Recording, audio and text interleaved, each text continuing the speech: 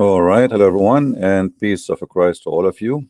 Today we have a very important topic. Please invite your friends. Before we start, if you don't mind, for those who did not download the video, it's called "The Most Dangerous Animals According to Islam." Please download it. The Muslims they launch a big attack in this video and they flag it to YouTube. But thanks God, YouTube agree with us that this video have nothing wrong with it, and we have it back. So. Um, Download it because I'm not going to keep it in my page. Anything will make Islam look stupid. Islam fight it for sure. And actually, all my videos make Islam stupid. And stupidity is our problem. You see, if we go right now and we type the word Islam in YouTube, what do you see? I mean, 90% of the videos is false statements about Islam. What Islam really about women says about women, you know, TED program, very famous program, 1.6 millions, and they brought a Muslim women to speak about how amazing Islam, how Islam respect the women, when the fact Islam do not even consider the women as a human. So if you want to learn about Islam, you find a lot of liars, and sadly, not only Muslims, even those who they are ignorant. I don't want to say, I don't want to call them liars, but they are lying. Yes, they speak based on ignorance. Like somebody will say to you, I mean, even those who they are against Islam, they say to you as an example that the Arab are from Ishmael. I don't know where they get this from, but this is something we hear in every church: copy paste, copy paste, copy paste, ignorant. So the problem is that ignorance is not only exists between Muslims, it exists between us. Somebody he claimed to be a priest, yet he give you garbage, and nobody asked him where do you get this from. They say to you there is a prophecy in the Bible about it. That's false. The prophecy is about Ishmael. Nowhere it says that Ishmael is going to be the father of the Arab. Secondly, one of the ignorant things we see always, Arab is not even an ethnic group. They are not a nation. Arab is a word coming from the word desert. Whoever live in the desert, they call him Arab. This is why even if you go to Qatar, then you move to Emirat, then you move to Saudi Arabia, you will see they don't look the same. Look at someone from Yemen and someone from Eritrea and someone from Bahrain and someone from Qatar and someone from Saudi Arabia. They don't look the same. People of Qatar, they look the same as Pakistan, and that's very easy to understand because they are very close to Pakistan. They look exactly Pakistani. Their hair, their eyes, their skin, they look exactly like people from Pakistan, or let's say India. So Arab are not an ethnic group. And as you know, all of you, supposedly I'm an Arab. But if we go and I walk in the street, I don't find people look the same. Like, have you ever heard of a Japanese who look white and the other one who look Asian? It's impossible, right? Japanese is Japanese.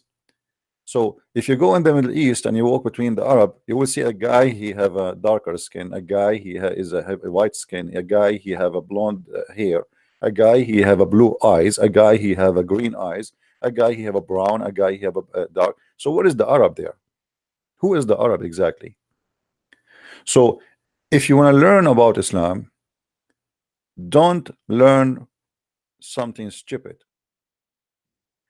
And if a priest he says to you that the Arab or Muhammad or even they say to you Islam, not only they go to Arab, they say Islam is from Ishmael. This is stupid.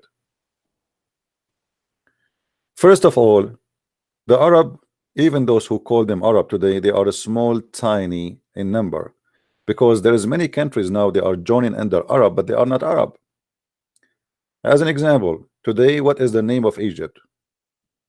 Jamhuriyat Misr al-Arabiyya, the Republic of Masr, the Arab, or the Arab Republic of Masr.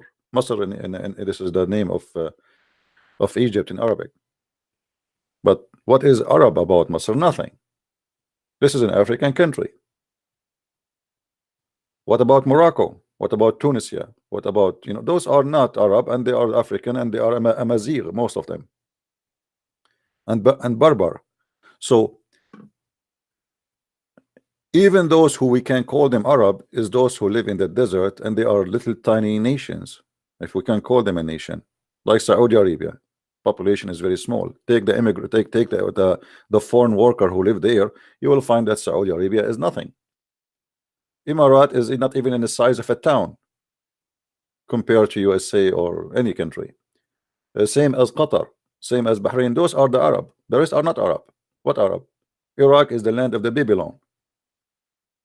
Syria is a Syrian Aramaic, and even the Iraqi are Aramaic too. So where is the Arab? Who are the Arab? There is nothing is called Arab. It's a big fat lie.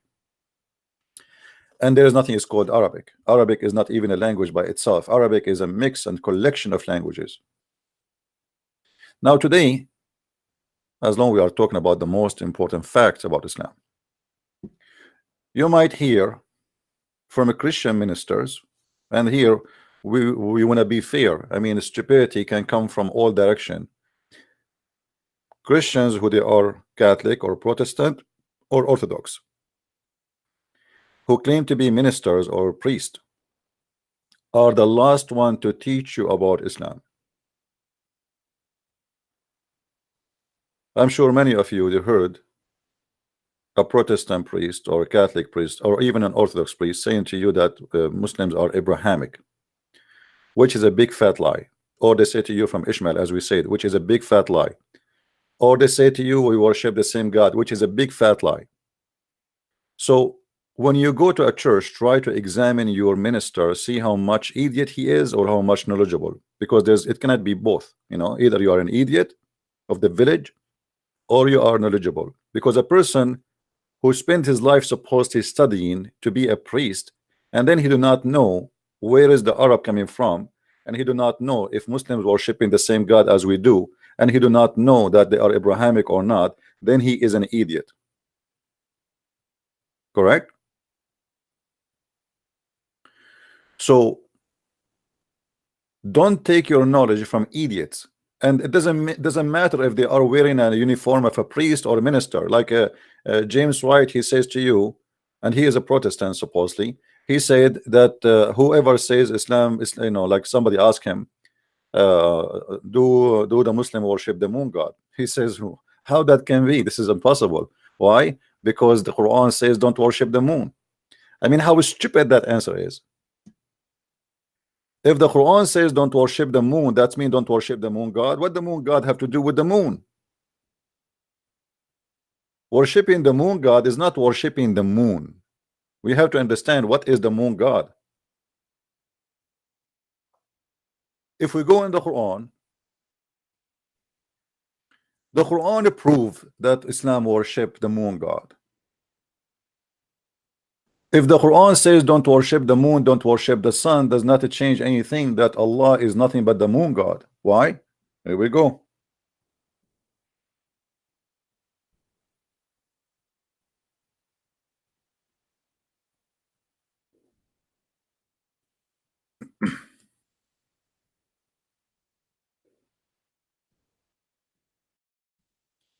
If we go in the Quran, we will find this verses. The Quran mention a 3 female deity, and I challenge anyone from those who say that Allah is not the moon god, not the moon, he is not the moon, he is the moon god, is not the moon god. What is the story about Allat and Al-Uzza? It's very simple. The moon god have sex with the sun god and they have a daughters. The moon god is the male, the sun god is the female. They had sex and they have 3 daughters. As simple as that. So if Allah is not the moon god, where the 3 daughters are coming from? The story. Are you guys getting the point? Let us say that those who say to us that the Allah, like James White, Allah is not the moon god. This is wrong. Okay, we'll let it go. Okay, so what about the Arab? Believe those who worship Allah before Muhammad, long before Muhammad. They are the one who built the Kaaba long before Muhammad exist. Why in the world they believe in the story that the moon god did marry the sun god and they have daughters, Allat al-Uzza, and those are the daughters of Allah? You know what I mean? I mean, stupidity is amazing sometimes. It's just in the front of us.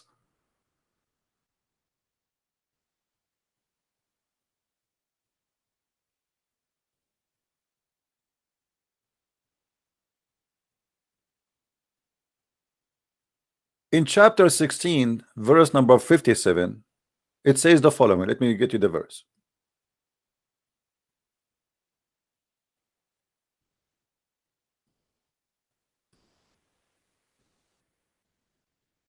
I mean, how clear we can make it more than this? And sometimes, you know, if, like you feel like you wanna pull your hair up, like, you know, I cannot take it no more with the stupidity and the madness and the garbage which they try to feed to our childrens and our families. You go to the church, supposedly you think that you are going to listen to somebody he have a knowledge, but you go there, you see nothing but a donkey who is wearing a uniform, claiming to be a priest, taking the stage to teach you false information in order to deceive you, because this is all help the devil to convince you that Muhammad is Abrahamic. And as long as he's Abrahamic, so what the problem? And they assign to Allah. You see the translation here. Look at this good donkey. Always when he see the word Allah, he translate the word Allah as God. That's false. Allah is a name, not a word mean God. Garbage in, garbage out. Where is the other donkey translation?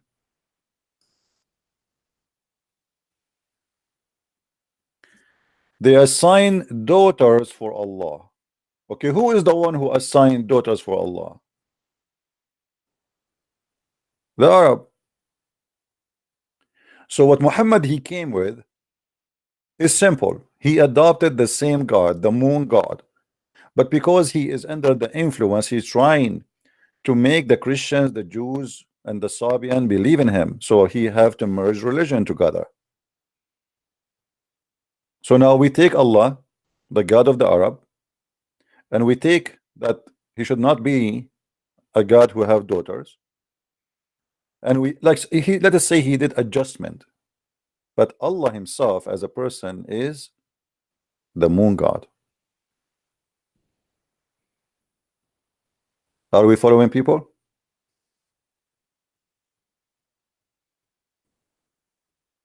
I mean, how clear we can make it more than this? Why they even assign that Allah have a daughter? You tell me. Why the Arab they assign that Allah have a daughter? Where the idea is coming from? You can go and search right now. You will find that the moon God married from the sun God, and they have daughters. As simple as that. Allat and Uzza and Manat.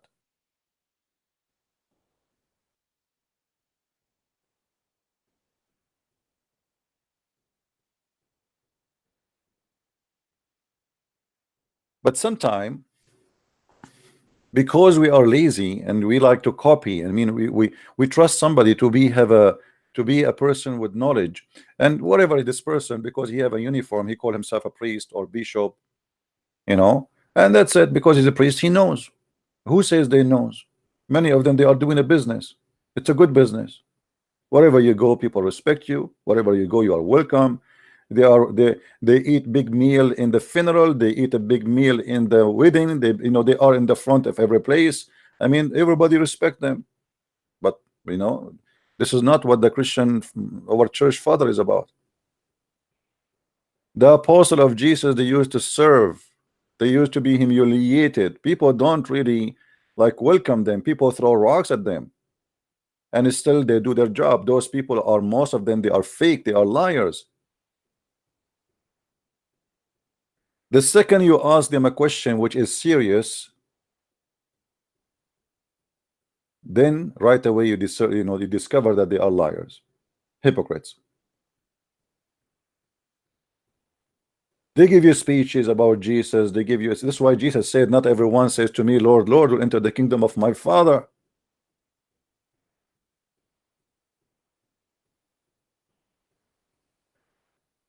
So, my friend,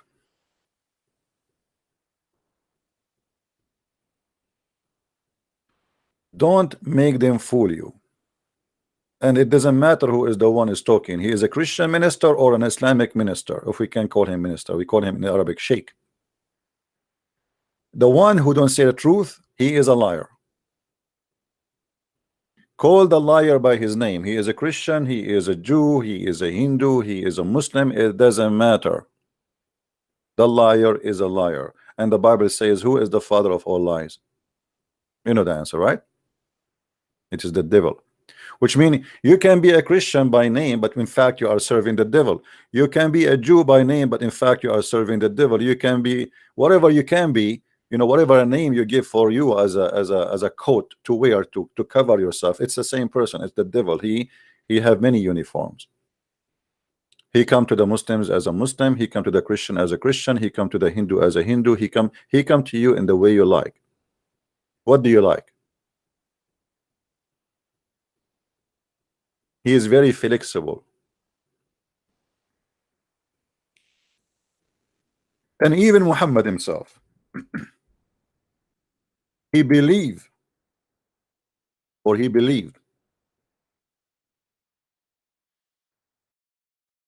that the daughters of Allah are real.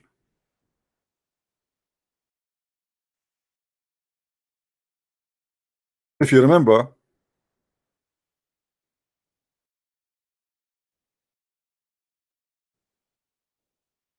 the Muslim, they report to us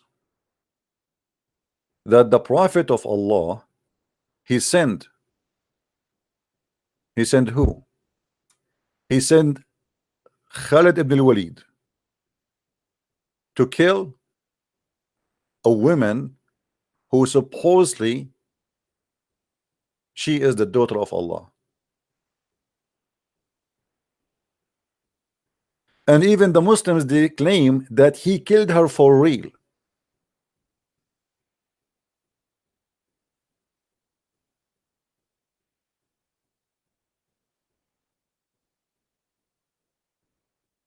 They killed her for real.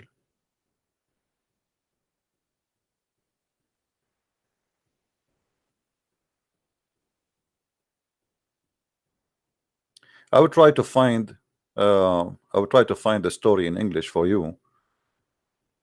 Let us see if we can find it in English.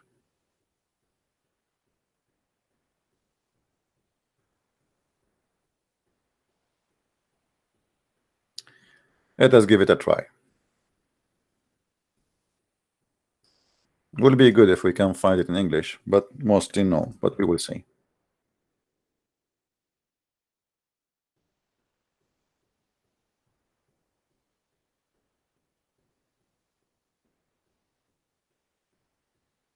Yeah, I don't think we will find it in English, but in Arabic it's very easy to find it.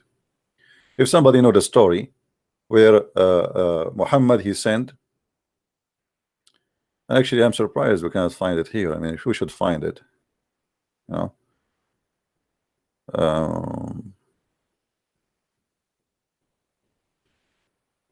And actually Al-Uzza is a black woman too. Here we go. I mean, again, you know, remember that always Muhammad, he make whoever supposedly is evil for him, he color him by black.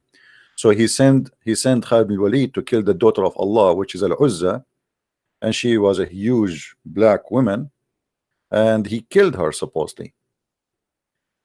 Let me show you some reference. If somebody can find the story in English, let me know, please. We can post it in the link so people they can read. This is the book of Sharh Sahih Muslim, which means the interpretation of Sahih Muslim.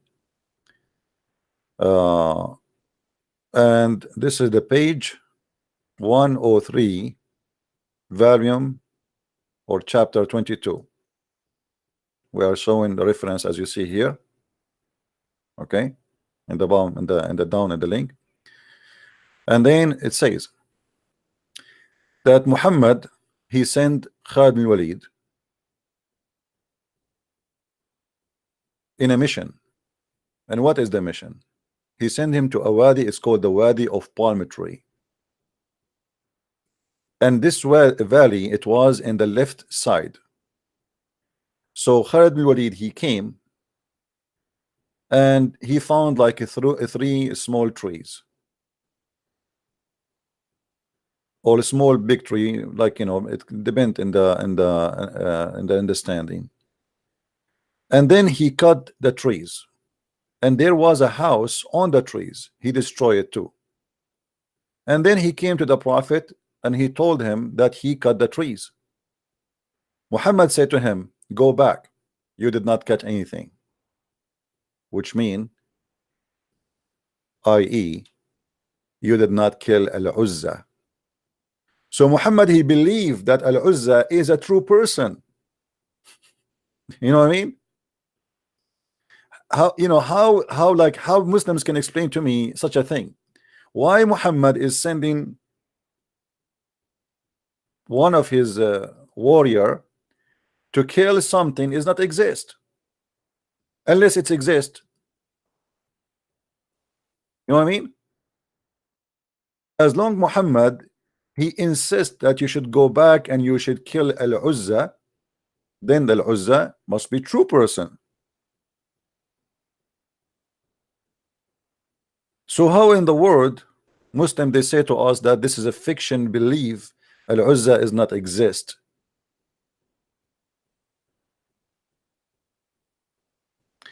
And then here continue the story says, after he told him that I cut the trees, Muhammad, he said to him, you did not do anything yet, you did not cut it yet, which mean, i.e., you did not kill Al-Uzza.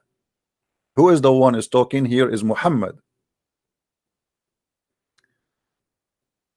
Then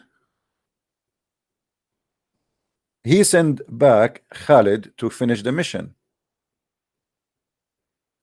So he went and he left, like he looked at the side of the location where supposedly Al-Uzza live, and they look at the mountain, which means they entered the mountains, and they found that in this mountain the news of the sky come to it.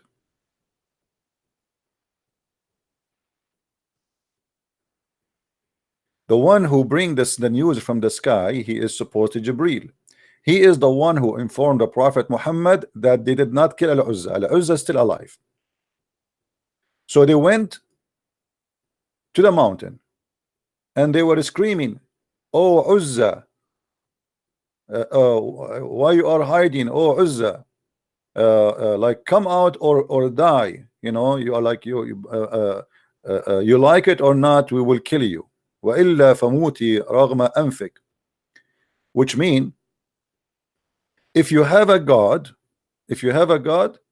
well, let him make him crazy. I don't know how stupid that statement is. I mean, if you have a God, make him crazy, which mean, I think they meaning that, okay, let your God come and be crazy on us, like punish us, do something. Or at least, by the way, here this is interpretation, this is not the story. The story doesn't say that. The story, they said that is when they arrived to the mountain, they said to the Uzza, hey Uzza, let your God come out, you know, etc. Blah blah blah blah. And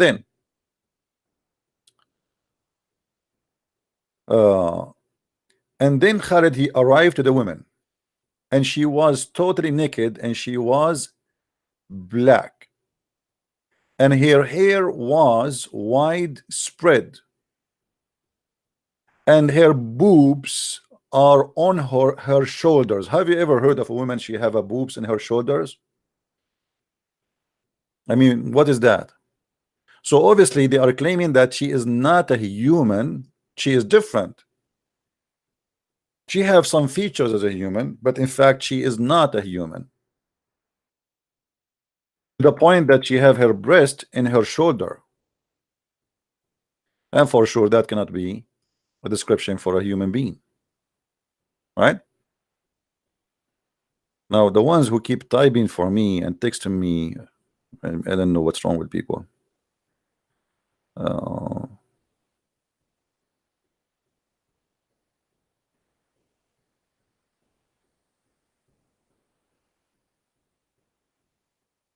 All right, guys, you know,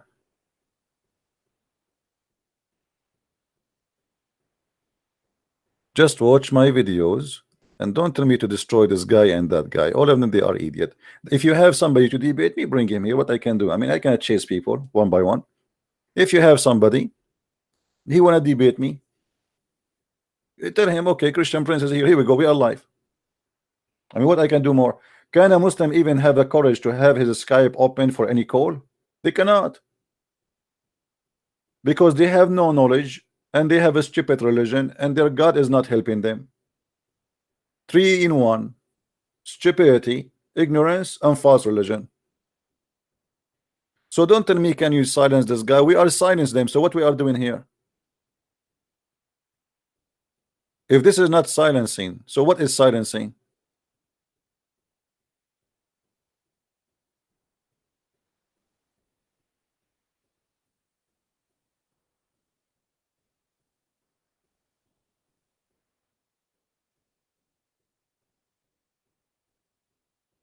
And then people, they send me a link. Okay, this is away from the topic. Can you, like, I mean, come on, guys. So focus. Don't send me any link for anyone, please. I am here to do what I need to do. If you have somebody to debate me, let him come. Don't tell me this guy he said, that guy he said. Let them say whatever they want. If they are brave enough, here we go. We are here.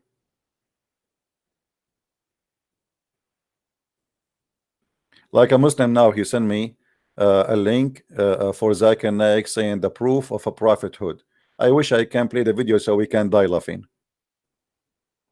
Muhammad, he have a proof of a prophethood. Here we go, it's in front of us. Muhammad, he claimed that Al-Uzza is a real daughter of Allah and she is a real person, which means that this woman, she was alive for centuries and thousands of years, because Al-Uzza is exist before Muhammad. Al-Uzza is exist all the hundreds and thousands of years before Muhammad. So now we are saying, by Muhammad saying that he sent Khalid and he killed the woman, her name is Al-Uzza, he just admitted that Al-Uzza is a real person. What a prophethood. Muhammad, he have a proof of a prophethood. Call me and show me the prophethood proof.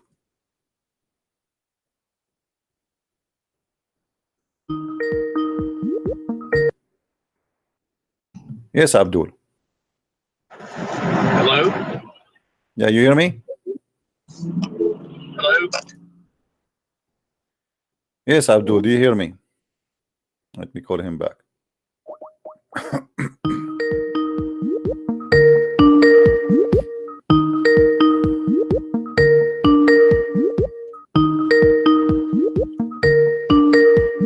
Answer, buddy. Okay, you call me back when you're ready. Muslims, they can serve their own propaganda. I don't blame them if they try to defend their religion. At the end of the day, they are Muslims and they believe that Muhammad is an amazing person. This is what they've been taught. This is what they learned. But we cannot say, okay, answer this guy, because simply I am here answering all guys. If everybody do fart, you sent him to me saying answer him. You know, if you want to do something good, send me the guy who fart the fart. Let him come here with his smell, and you will see how we will make him ashamed of what he said. But we cannot chase people says this guy he said and this guy he said. You know, I mean, sometimes I have to do it because the Christians don't do a good job in a debate or something like that. Yes, Abdul. Yes, how you doing, man? I'm fine. How about you? My sheikh, he had one question from you. He said that,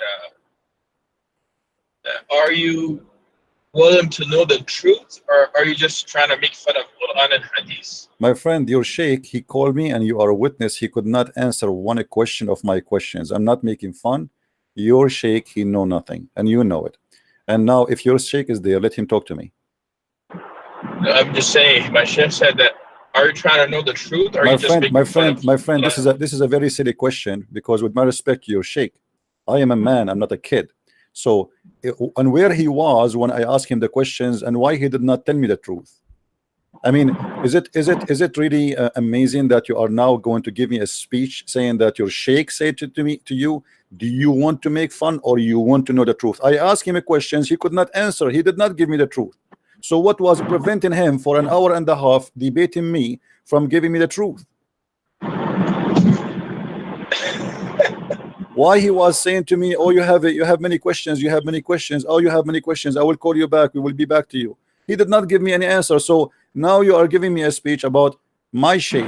Your sheikh is, you know, and you said he have many, and he told me he will send many students of his student to listen to me, right? Okay, well, if he himself, he cannot teach you about how to answer a Christian prince, shouldn't he answer a Christian prince?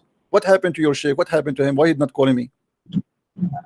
He's gonna call you back, but the only question that he has from you, that are you willing to know the truth, or are you just trying to make my friend, we are the follower of Jesus, and Jesus says, I am the truth, and the truth will set you free.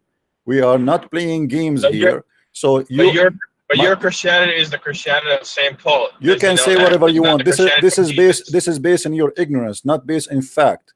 Based on your ignorance, and let your sheikh says that to me, and you will see what will happen to him. Let him dare to mention the name Paul to me. No, your Christianity is Christianity of St. Paul. My friend, I don't like stupid talk.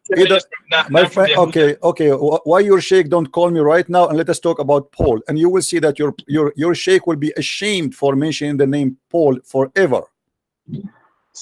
You're the follower of Saint, you're the Christianity followers. Okay, you see, you are repeating the same thing. You see, first of all, you admitted that your sheikh could not answer me. You admitted that the Muslims have no answer, and yet you are talking about Paul. What do you know about Paul? You know nothing about. Okay, what if I show you? What if I show you Paul? What if I show you? Hold on. What if I show you Paul in Islamic books? What you will do? That Paul is a messenger of Allah according to Islam. What do you do? Are you going to open the camera and do the monkey dance for us? Saint Paul. Yes, Saint Paul. If I show you that according to the Muslims that he is a messenger of Allah and he is a messenger of Jesus, what you will do? Are you willing to open the camera and do the monkey dance for us? And this is all from Islamic books, zero Christian books. No, you gotta do your homework, bro. No, you are the one who have no homework, and you are the one who is a kid who do not know what he's talking about. The same as your sheikh. Your sheikh is not a sheikh. Your sheikh is just doing a job, collecting money, have a salary. Yet when we ask him a question, he have no idea what we are talking about. Bingo. And what he say to me? Oh, you have many questions. Okay, brother, you have many questions. We will answer you later. Okay, you have many questions. Yeah. This is a good question. But he could answer any question? No.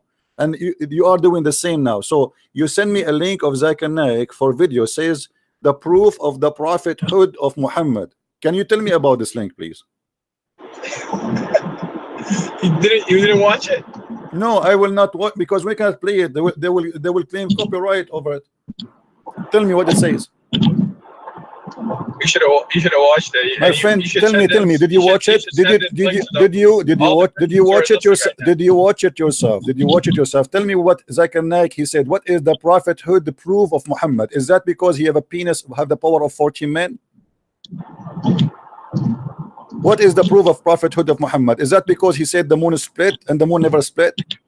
Is that because he have sex with a 6-year-old girl? He said the Christians are the follower of Saint Paul, not of Jesus. Muhammad, he said that. Muhammad, he said that. This is additional sign of the stupidity of Islam, because your prophet never mentioned Paul. Hold on, why your prophet never mentioned Paul, but you Muslims keep throwing rocks at Paul? Are you saying to me that your prophet you do not know? Sorry, I didn't hear you. What did you say? Why your prophet never mentioned the name of Paul in a bad language? Why he did not say Paul is the problem? Why Muhammad never say something wrong about him, but you Muslims, you keep talking, attacking Paul?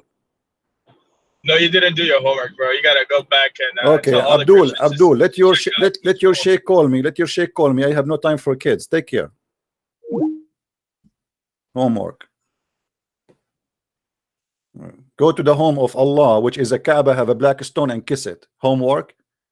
If you know what homework mean, you should not pray in the direction of a rock. Homework. Have you ever heard of a God? He have a house, and this house have a holy stones, and those stones they have eyes and ears, and they have mouth, and they are going to talk. And they used to be white and they turned black because of sin. And then with a prophet, he kissed the stone, so we kiss it. There's a website, it's called Convert to Islam. I chatted with them. I said, I have a question, please.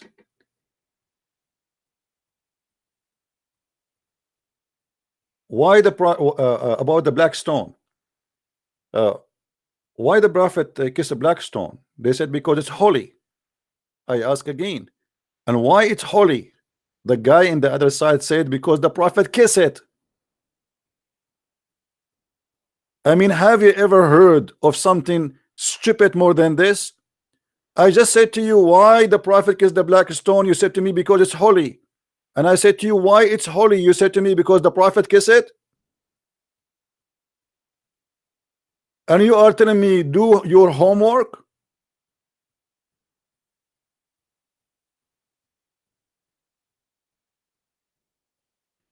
And you know, just because you mentioned this guy, your sheikh, let everybody laugh. Guys, do you want to laugh about the sheikh? Shall we play some of the sheikh debate with me? And you will see how shaky he was. What sheikh?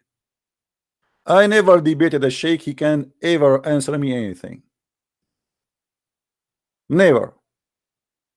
Never before, never in the future. And actually debating sheikhs is a lot easier than debating someone like this kid, because kids, they can say whatever they want. They can, you know, it's like it's hard to debate them because they are kids. It's like debating in ignorance is a mission impossible.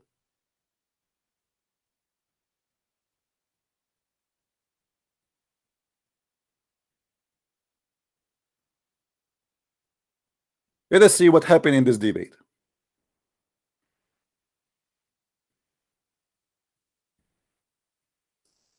You have a sheikh and your sheikh will call me? You're right.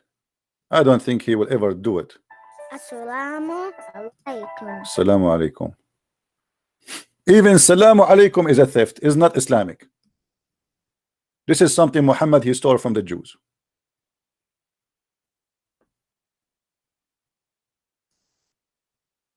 This is your sheikh, my friend. He was very shaky.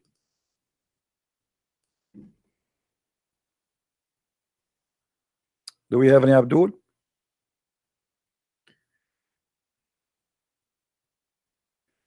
The one who called himself awesome dude, are you a Muslim?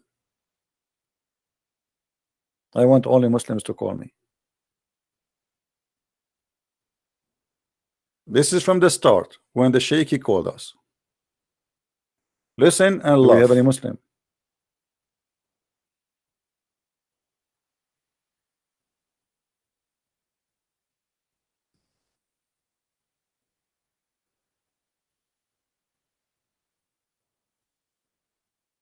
I did not say that.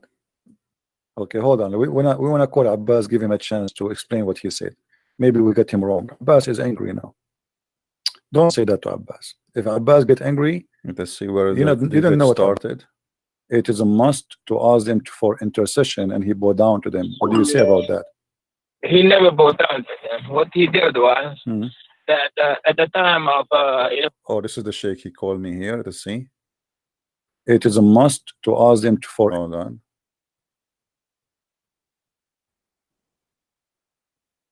You did not say that.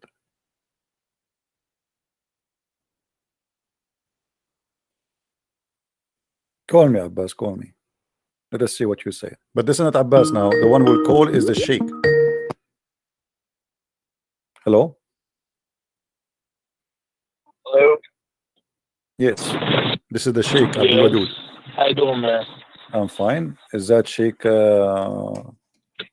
Sheikh Abdul Wadud? Welcome, Sheikh Abdul Wadud. How are you doing, my friend? I'm good. How are you, man? I'm all right. Everything good? I'm very good. So I've been told by one of your students you want to call me and explain to me something about the Quran, if you don't mind. Yeah, I want to explain it. All right, that's wonderful. So what about the Prophet Muhammad? He recited that the three daughters of Allah, it is a must to ask them for intercession, and he bowed down to them. What do you say about that?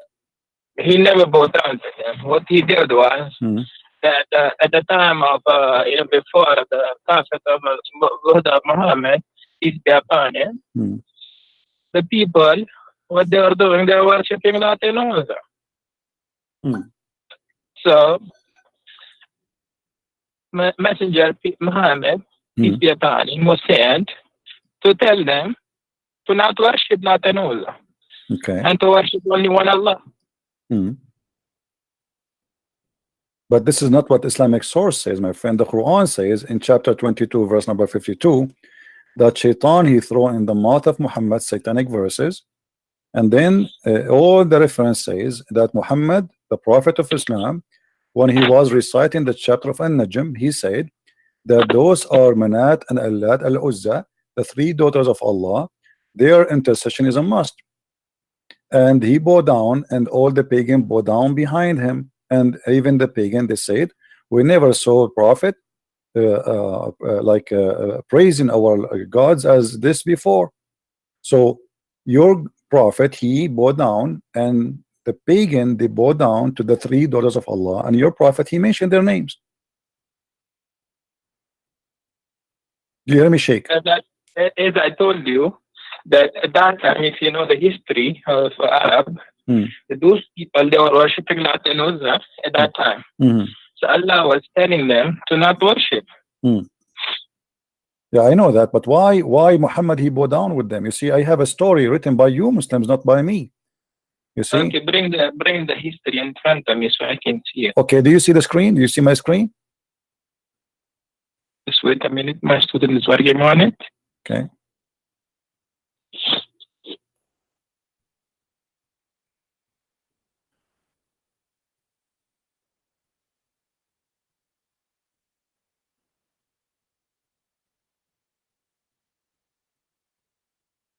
Okay, this is Asab Nuzul al-Wahidi. Do you speak Arabic, Sheikh? Yeah, I do. Yeah, let's see what. Okay.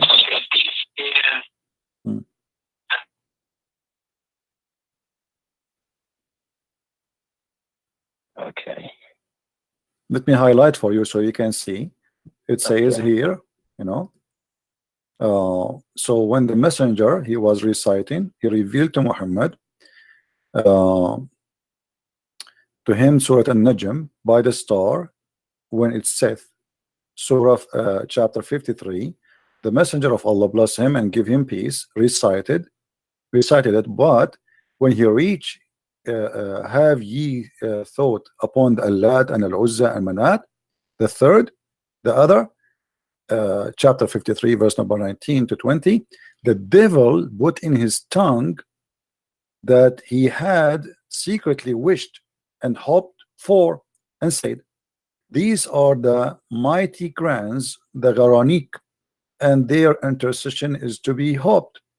And then when Quraysh heard him saying that, when Quraysh they heard this, they were very pleased, and the messenger of Allah bless him and give him peace, carried on reciting until the end of the surah, and then he prostrated, and the Muslims followed, and they prostrate, and all the idolaters they're prostrated there too, and those all they were present, whether they are believers or disbelievers, all of them they bow down together, except a man, his name is Al-Walid, because he was an old man.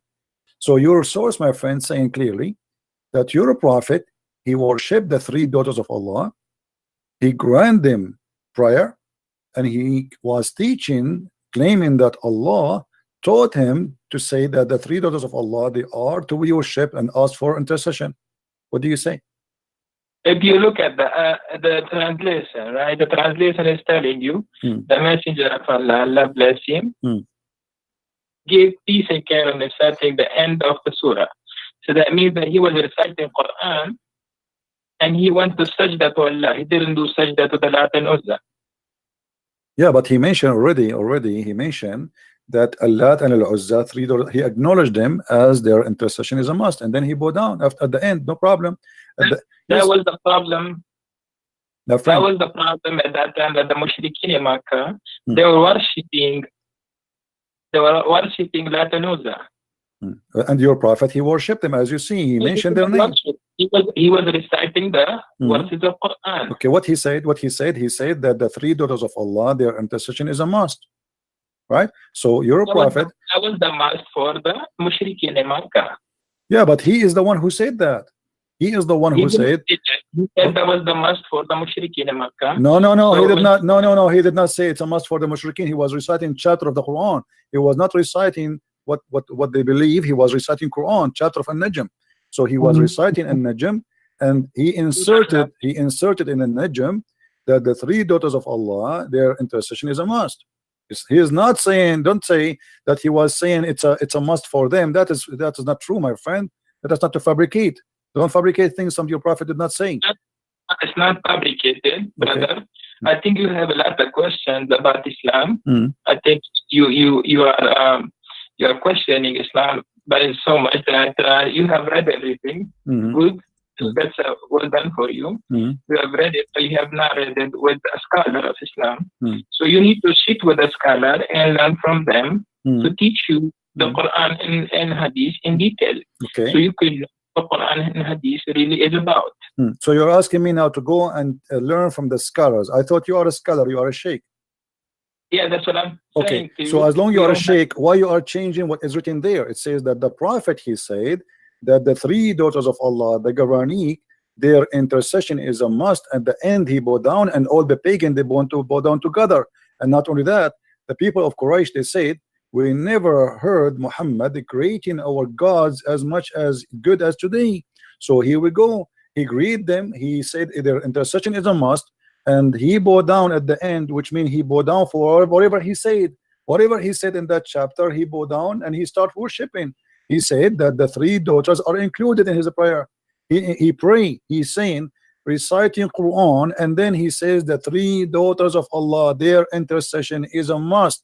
And then at the end, he bowed down. He bowed down for what? For every word he said before he bowed down. So yes, he bowed down to the idols, the three daughters. And as you see, even the Quraysh, suddenly all of them together, they are worshiping the same God. And not only that, they said, Muhammad, he never mentioned our gods as good as today before. And this is why people, they thought that Muslims and the Arab, they became united because now they are worshiping the same God, and it is Allah, and it is the daughter of Allah. So don't tell me go and ask the scholars. You claim to be a scholar, and this is a scholar. The one who's talking here is a scholar, by the way. This is Asbab al-Nuzul. This is not my book. So the thing is that you need to sit face to face with a scholar and have your question, in front of him. You are saying in this ayat, Latin Uzza, Surah Najm, ayat number 19. Have you ever considered the idols of Latin Uzza? And then about the third, and the Manat. Then is it that you have male and female? He Allah has females, and it's totally unjust division. And after that, there is nothing but the names you and your forefather have invited. Allah has sent down no authority attached to them. They are the following nothing but conjunction, and what their soul desire, while guidance from their Lord sorely reach them. Yeah, but the question, my friend, the Quran is saying now that Shaitan. Yeah, but the Shaitan, the Quran, the Hadith says, the Quran says that Shaitan, he throw in the mouth of Muhammad satanic verses, correct? Shaitan was trying to do that, but Muhammad never listened. No, not trying. No, my friend, let us be honest. The statement in front of you, where it says he was trying, he was not trying, he was successful. As you see, it says here, the devil, he throw in his tongue. He throw already, and your prophet recited that. He did not try, it was successful. Your prophet, he said that the three daughters of Allah, their intercession is to be hoped for. So he was not trying, he did. When the messenger, read carefully with me, my friend, okay? Read carefully, please. When he arrived reciting Allat and Uzza and Manat, the third, the devil, let us read together, the devil put in on his tongue what he had secretly wished and hoped for, which means the devil he wished for. These are the mighty grants, the Granite, and their intercession is to be hoped for. So your prophet, he said, what the devil he put in his tongue, said that, and everybody heard him, that the three daughters of Allah, Allat and Manat and Uzza, their intercession is a must and hoped for.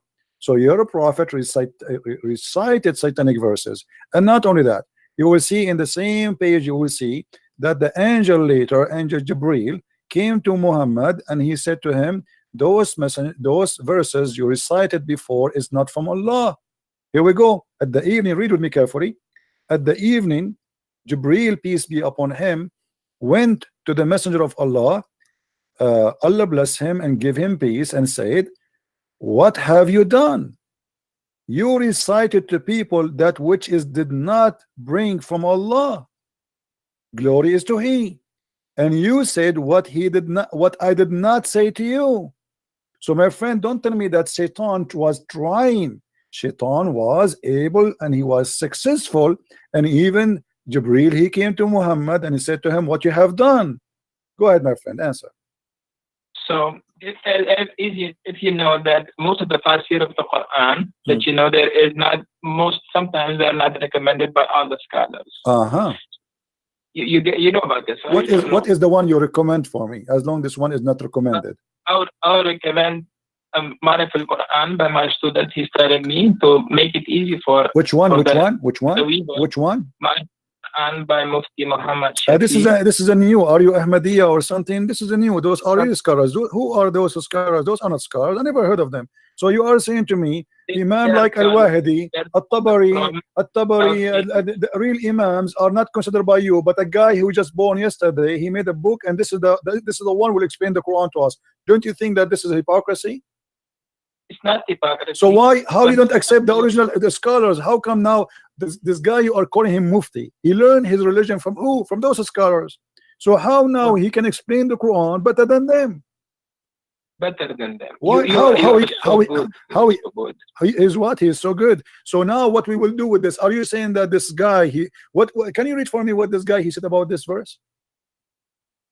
Okay, go ahead. What your scholar he said? He's saying that we did not send any messenger. Allah says, you are not our prophet. He faced a situation that when he recited the revelation, the satanic cast doubts about what he recited. The satanic people, or those people who are worshipping Lat and Uzza. Okay? So Allah nullifies what the Satan cast. Then Allah makes his verses firm. Allah is all-knowing and all-wise. This is an interpretation now? He did not. This is a interpretation. He did not give interpretation. He's just quoting the verse again. I mean, this is funny. How this can be interpretation? He's just my friend. Okay, I will go with this funny interpretation because he did not give interpretation. He did not give interpretation. Secondly, you just admitted that Shaitan he cast in the mouth of Muhammad and Allah will delete it. What Allah deleted from mouth of Muhammad? What Allah deleted? He did not send any messenger before you know. It doesn't matter. It doesn't matter. This case here is about Muhammad. My friend, no problem. My friend, each time I talk to you, you start reading from zero. It look like we have a machine talking to us. My friend, I'm asking you friendly, please, friendly. The verse saying, and you quote for me, and I heard you that he said that Shaitan cast. Okay, Shaitan cast what exactly? Can you quote for us what he cast in the mouth of Muhammad? The Satan cast doubts about what he recited. What he recited? Can you tell me? They were doubting Muhammad. This is not the question, my friend. This is not the question. You just said Shaitan he cast in the mouth of Muhammad. The question is what he cast in the mouth of Muhammad. Can you tell me the words? About what he recited? Yes, about what he cast. What the Shaitan cast. Allah will take it off, correct? Okay, but what he cast, what the Shaitan said to Muhammad. As you said in Surah Al-Najm that Lat and Uzza was the people of Quraysh. They were worshipping Lat and Uzza at that time. This is not the question. This is not the question, my friend. I don't know what's wrong with Muslims. The second we ask them a question, they go in panic mode. I'm asking you friendly. What the Satan told Muhammad when he was speaking? What Satan made Muhammad? What he threw in his tongue? What is the sentence? Can you quote the sentence for us? So the Satan, they put nothing in the mouth of Muhammad. They were in the mouth of Muhammad. They were trying to put something of Latin Uzza. Where you are getting this from? I mean, what do you mean trying? It says there that even the Quran says Shaitan cast. Allah will take it off. Not a trying. Who trying? It is Shaitan he cast in the mouth of Muhammad. Muhammad is from the satanic people or he is a prophet? He is a prophet supposedly. So the Quran confirmed that Allah cast in his mouth. Why you are changing the words? I'm asking you, my friend. I'm asking you. First of all, when you say to me, you hear me? You hear me? When you say to me that they are trying, you are corrupting the Quran. The Quran says it clearly that Allah will take what Shaitan cast in the Quran, not in the book of the pagan. The pagan is not. They are not following Allah anyway. They don't have a book. Come on. The verse says clearly, whatever Shaitan he cast, Allah will take it off. Take it off from where? From the Quran, not from the book of the pagan. The book of the pagan. You don't have a book. Okay, so that the Quran, my friend, do you have first the concept of God? Can you explain the concept of God to us? The concept of God? Which one? In Islam? No, the concept of God of Christians. Well, you want to change the topic? We'll go because the thing is, at first you don't know what to follow and what not to follow. Really? And you are the one who knows what to follow and what not to follow? Yeah. Okay, if you know how to follow and what to follow, why your prophet he kisses stone? For me, my God, he said, you asked me about the concept of God. It says, don't make images what is in heaven or in the sky, and not to worship anything except God. How Muhammad he kiss a black stone? Is that a concept of God to kiss a stone and to believe that it's a holy stone? Is that a prophet of God who says to him that I am going to protect you and you are Masum? And then we see that Muhammad receiving satanic verses. Is that the concept of God to say that God is one, and then you say Shahada, which is contained the name of Muhammad and the name of Allah? How that can be one, but yet two on the same line, associating the knowledge of God and the knowledge of Muhammad? You say Muslims, you say Allah and his prophet knows best. You associating the knowledge of God with the knowledge of a man. How you say that God is one, but the knowledge of Muhammad is equal to Allah knowledge? How you say that God is one, but Allah he wrote the name of Muhammad in his throne? How you say that the name of God and you say Allah is one God, but then you say to me that Allah he says, if I want to take a partner, I will take it from our kind. How Allah is going to take a partner from his kind? Can you answer me? Okay. Now the mic is mine, right? Go ahead. Okay. So at first you said the black stone. The black stone is, as if you know that there was a fight at the time of Quraysh, where Prophet peace be upon him, he took all the leaders of the Quraysh and took the stone towards the Kaaba and placed it there. And people will go around the Kaaba, make tawaf of the Kaaba and kiss it. Okay. Right? Okay. So your prophet is following the pagan, you mean? He's just kissing it the same as the pagan before him? So as if you know that Prophet Muhammad, peace be upon him, he became prophet at the age of 40. Okay. He was a Nabi before from his birth, but he became a Rasul at the time of age of 40. Okay. When he would go around the Kaaba, he would kiss the stone because this stone came straight from Jannah. As if you know that this stone was whiter than the milk, and because people kissing it, it became black. And because most of the Muslims nowadays, they kiss it because for the love of Rasulullah. Okay. Can I make a comment, please? Can I make a comment? Can I make a comment? Yes. Okay. So you just said to me that you Muslims, you kiss it because the Prophet kiss it. But why the Prophet kiss it? Okay.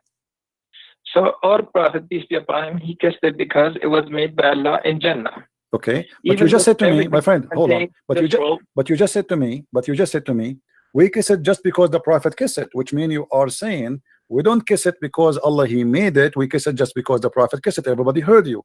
And that is a contradiction, because if you are just kissing it because Muhammad kissed it, not because of anything else. Ayah of the Quran, Ati'u Allah wa Ati'u Rasul. Okay, no, it doesn't say actually Ati'u Allah wa Ati'u Rasul only. It says Ati'u Rasul wa Ati'u Allah, which means obey Muhammad first and then you obey Allah, correct?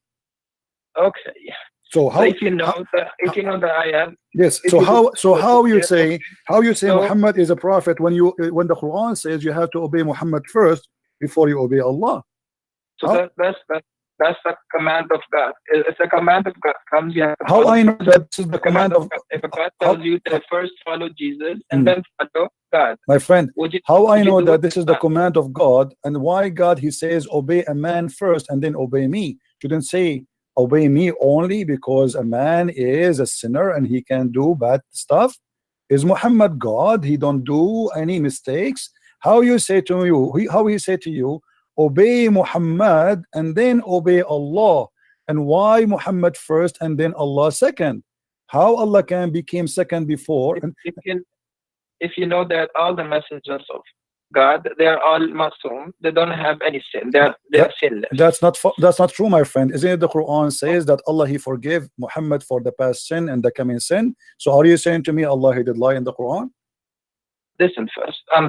You wanna listen to me, or you wanna keep on, because you I'm listening, my friend, but you are making a contradiction. I have to make a point before you change your mind, because it says in chapter 48 verse number 2, may Allah forgive to you your sin in the past and your sin in the coming time. So how you say to me Muhammad is ma'soom, but the Quran confirm that Muhammad is a sinner? Allah is telling through the mouth of our prophet. He's telling us that Allah will forgive the sins of those who accept Islam. No, that's not true. Not true, my friend. Chapter 48 verse number 2 is speaking specifically about Muhammad. So please, if you are a sheikh, you know, I accept from you a decency and honesty, not lies. Are you fabricating the interpretation for the verse, making it about the Muslims? This is about Muhammad himself, not about anyone else. Why you are, my friend, changing the meaning? I don't want to say the word liar. I promise myself to speak to your respect, but this is absolutely false what you said to me. This verse only about Muhammad. What are you talking about? Chapter 48 verse number 2. 48 verse number 2. Okay. Al-Fath.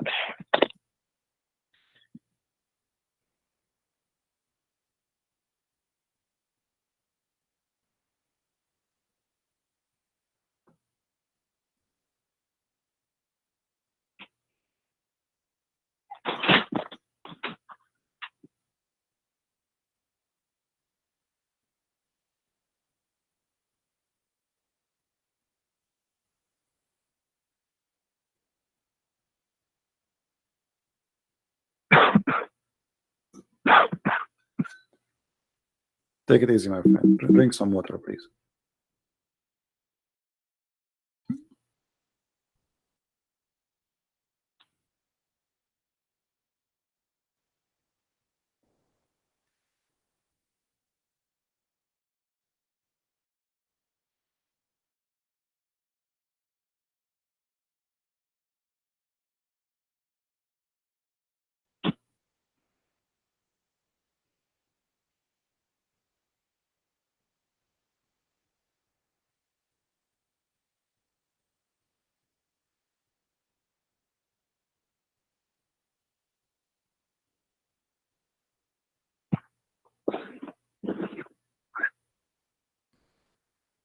So if we go back to the history of this surah has been revealed when Makkah was fatah. When Muhammad he came back to Makkah and he forgave all the people of Makkah, all the people who did all the bad things to Muhammad, peace be upon him, at that time. Yeah, but this is about your prophet. The Quran confirmed that he is a sinner. So don't tell me that this is about the believers, not about Muhammad. So now we correct the thing. Thank you very much. So the Quran confirmed that Allah may forgive the sin of Muhammad and his in the past and the one to come. So how you say to me that the prophet protected, but yet he is a sinner? And at the same time, that would be a contradiction, because how he said to us, obey Muhammad, he is a sinner, obey him. Obey him, whoever obey Muhammad, obey me. But now I have to obey a sinner. That will make me obeying God. But if you are a sinner, that means I have to obey any sin you do, because you are a sinner, you are not perfect.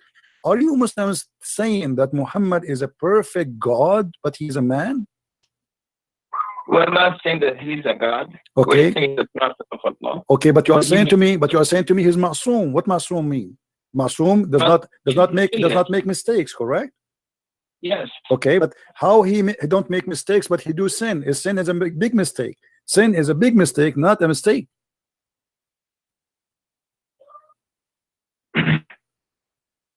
As we know that prophets, peace be upon them, as you know that when the Quran used to come on them, the Wahy, they used to go into a state. Sometimes the Wahy will come to them at the time when they'll be on a horse, sometime in the journey, sometime, you know, and any time they could come to them.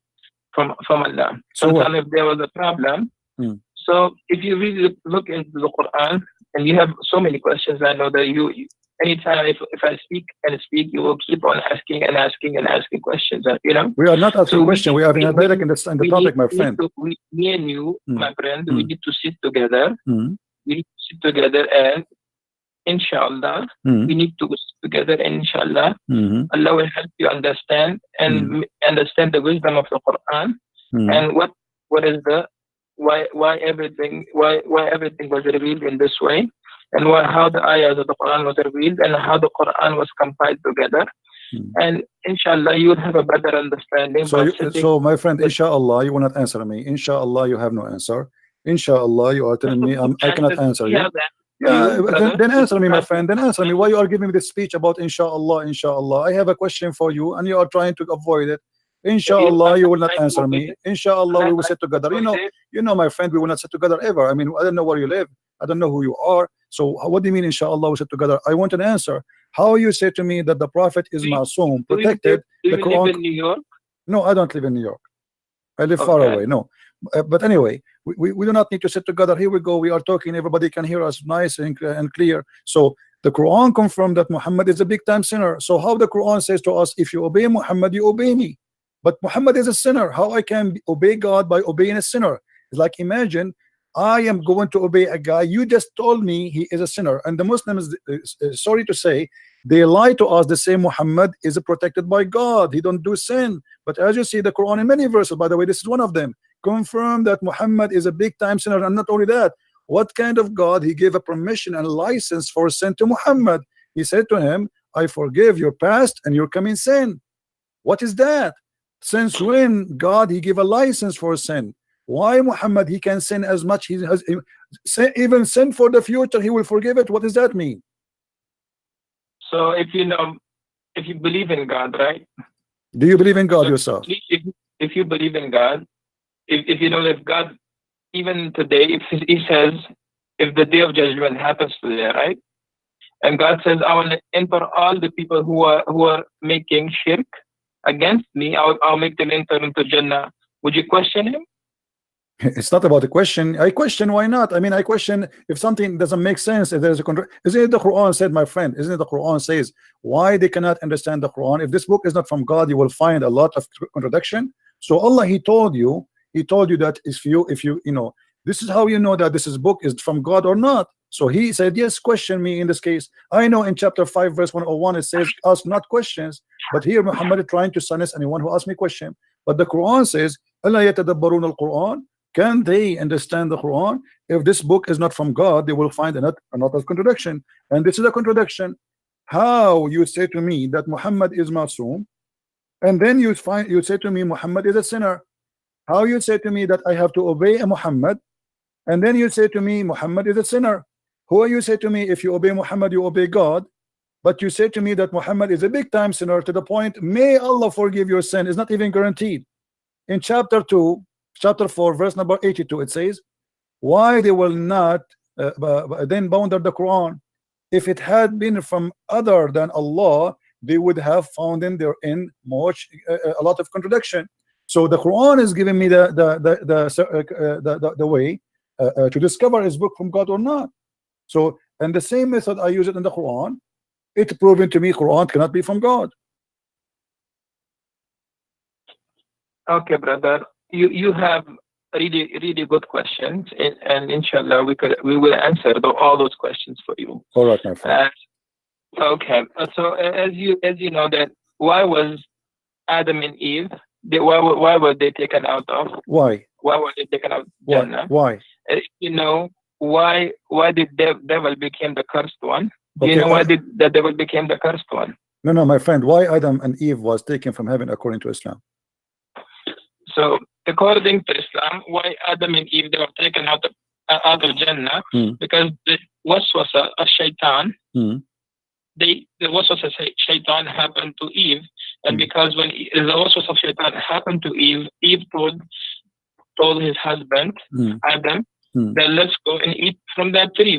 When that tree was forbidden for them to eat, when they ate from that tree, what happened? They became naked and they were sent towards the face of this earth where they have to live. Until now, we are from the lineage of Adam and Eve. But this is, my friend, this is a contradiction for what your prophet said. Your prophet said that Adam, he commits sin because Allah, he wrote for him his destiny to commit sin, and Adam, he have no choice. Destiny, yes, that was his destiny. So okay, so how Allah, why Allah, if this is his destiny, how Allah is going, how you just blame the shaitan that he is the one who did whisper in Adam, but the fact it was destiny written by Allah. So the whole scenario written by Allah. Allah, he ordered shaitan to whisper. Allah, he ordered Adam to obey. Allah, he ordered Adam to sin, and then Allah, he punished Adam to sin. So how we can blame shaitan for that if Allah is the one is behind this conspiracy and he is the one who did that to Adam? Adam is a victim. So if you know the history of shaitan, when Adam was created and the shaitan, when Allah told him to prostrate to Adam, what did shaitan say? Well, first of all, why Allah want to say to shaitan to protest? He did not even order him to protest. No, my friend, my friend, in front of everybody, with my respect, in a friendly way, I challenge you to show me where Allah, he ordered shaitan to prostrate to Adam. If you show me that, I will shave my 20-foot mustache. Okay. Go ahead. Wait a minute.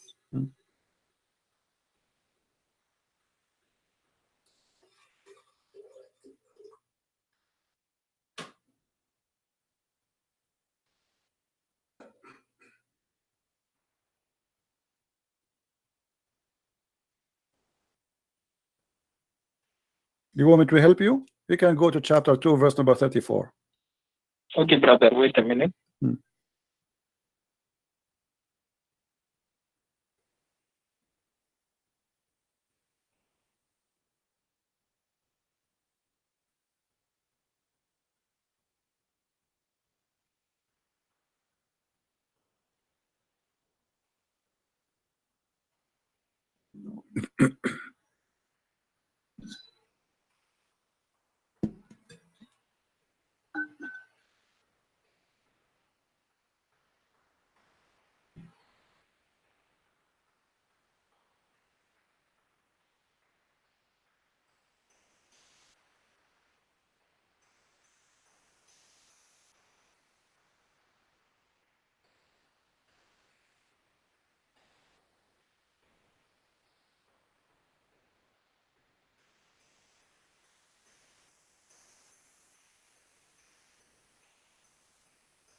Do you feel like calling a friend or somebody?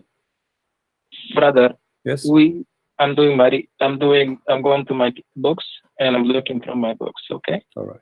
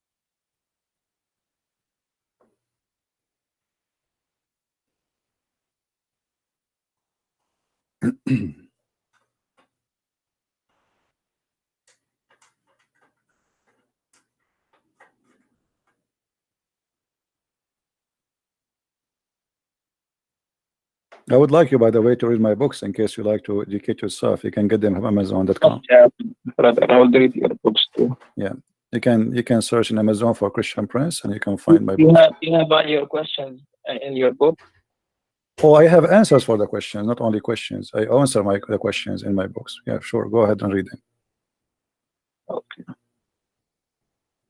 Okay, brother. So as you see, there's nowhere it says that Allah, he ordered shaitan to bow down. Nowhere it says order. He did not order shaitan to bow down. This is a mistake.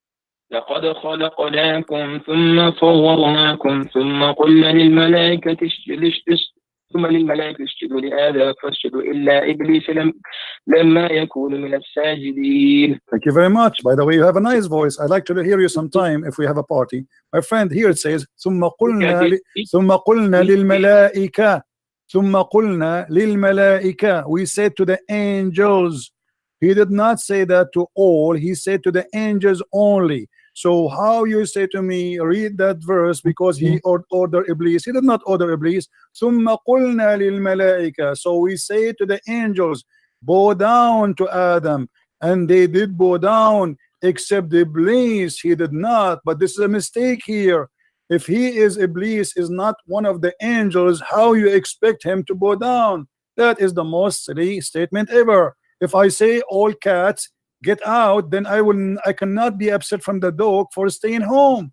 I said cats. Cats and dogs are not even the same. So the Quran confirmed that genies are made from fire, angels are made from light. They are two different creatures. And the word of your God Allah is so clear. ثم قلنا للملائكة اسجدوا لآدم فسجدوا إلا إبليس لم يكن من الساجدين. He said, I ordered the angels, then told the angels, fall and prostrate. Did you see the name of Iblis here? No. So why he is expecting Iblis to bow down? So this is a clear mistake in the story. You Now, go to the next verse. What does Allah ask? he did not. Okay. Yeah, but you see, okay, okay. Here we go. So he said to him, what make you, like this is the funniest stuff about Muhammad. Yes. When I ordered you, Okay. he said, I'm better than him. Okay, and thank you very much for mentioning this. This is proven Islam to be a pagan religion, because the first one who ordered angels to bow down to a man, it was Allah. Allah obviously is a pagan God. He should not allow anyone to bow down to Adam, to human. Adam is a human at the end of the day. How you ask them to bow down to Adam if he is just a man? So the first one who started paganism, worshiping someone, not God, bowing down, because bowing down is an act of worship. And at the same time, he said to him, why you are not bowing down? Iblis, he's smarter than the God of Islam. He said to him, why I want to bow down to him? What I did. If you read the story, my friend, and you're supposed to, I'm assuming you are a sheikh, it was the angels who accused Allah, saying to him, are you going to create someone he would do mischiefment? So Shaitan, the poor Shaitan, he did not even open his mouth. He did not say he would do mischiefment. He was not involved in the story. So Allah, he said to the angels, okay, I'm going to get you busted. I'm going to teach Adam all the names. And then he brought them and he said to them, okay, Adam, before he brought Adam in front of them, and he told them, I will bring the things in front of you, and I want you to recite the names. They said to him, Allah, only you knows, we know only what you taught us. And then Allah, he said to Adam, okay, Adam, tell them the names. And then Adam started reciting zucchini, potato, tomato, etc. And this is how Allah, he proved that he is all knowledgeable and the angels are wrong. So the whole story is about a fight between Allah and the angels. So what the poor Shaitan have to do with this? And then Allah, he proved to them that because he named the zucchini and the tomato and the potato, the names, supposedly that would mean his God, which is very silly. Because if I have a dog and I call him Susu, and I ask you, what is the name of my dog? And you say to me, I do not know. That does not mean I'm God. I'm the one who gave him the name. What about we do it vice versa, the opposite way? What about the angel? He asked them, okay, name it, give it names, and don't tell me the names, and I will tell you the names, which means I know the unseen. So your God here is fabricating a story, Muhammad, and he is coming with a funny story. The angels fighting with Allah, and then he expected that Iblis, and then Allah, he ordered the angels to bow down to Adam because they said that he would do mischiefment. And then Allah, he says to Adam, to Iblis, why you did not bow down? This is the most silly, funny story ever I heard in my life. Go ahead. Okay, brother. So you, as you know that Iblis, his name at that time was Azazel. Azazel. You know about this? I know about that. This is your prophet. He took it from the Legion of the Jews. Okay. And the Legion of the Jews, if you go to the book, it's called the Book of Enoch, which is a false book. You will see that there's 21 angels. One of them is Azazel, and Muhammad is copying from the Jews. No problem. Go ahead. Okay. And by the way, where do you get this name from? Where it says that his name at that time it was Azazel. Where do you get this name from? Brother, first I have to clarify your misunderstanding. Why? Okay. Listen first. You are saying first, if God created you, okay, God created you and God gives you an order to do this, would you do it or not? If God created me and ordered me to do that, to do something, well, depend. like If that, I am, if I'm a, because if I'm he a, told you to go and pick up that stone or pick up that tree, take out that tree, big that tree. Would you do it or not? Depend, because if I'm a believer, I will do it. If not, I will not.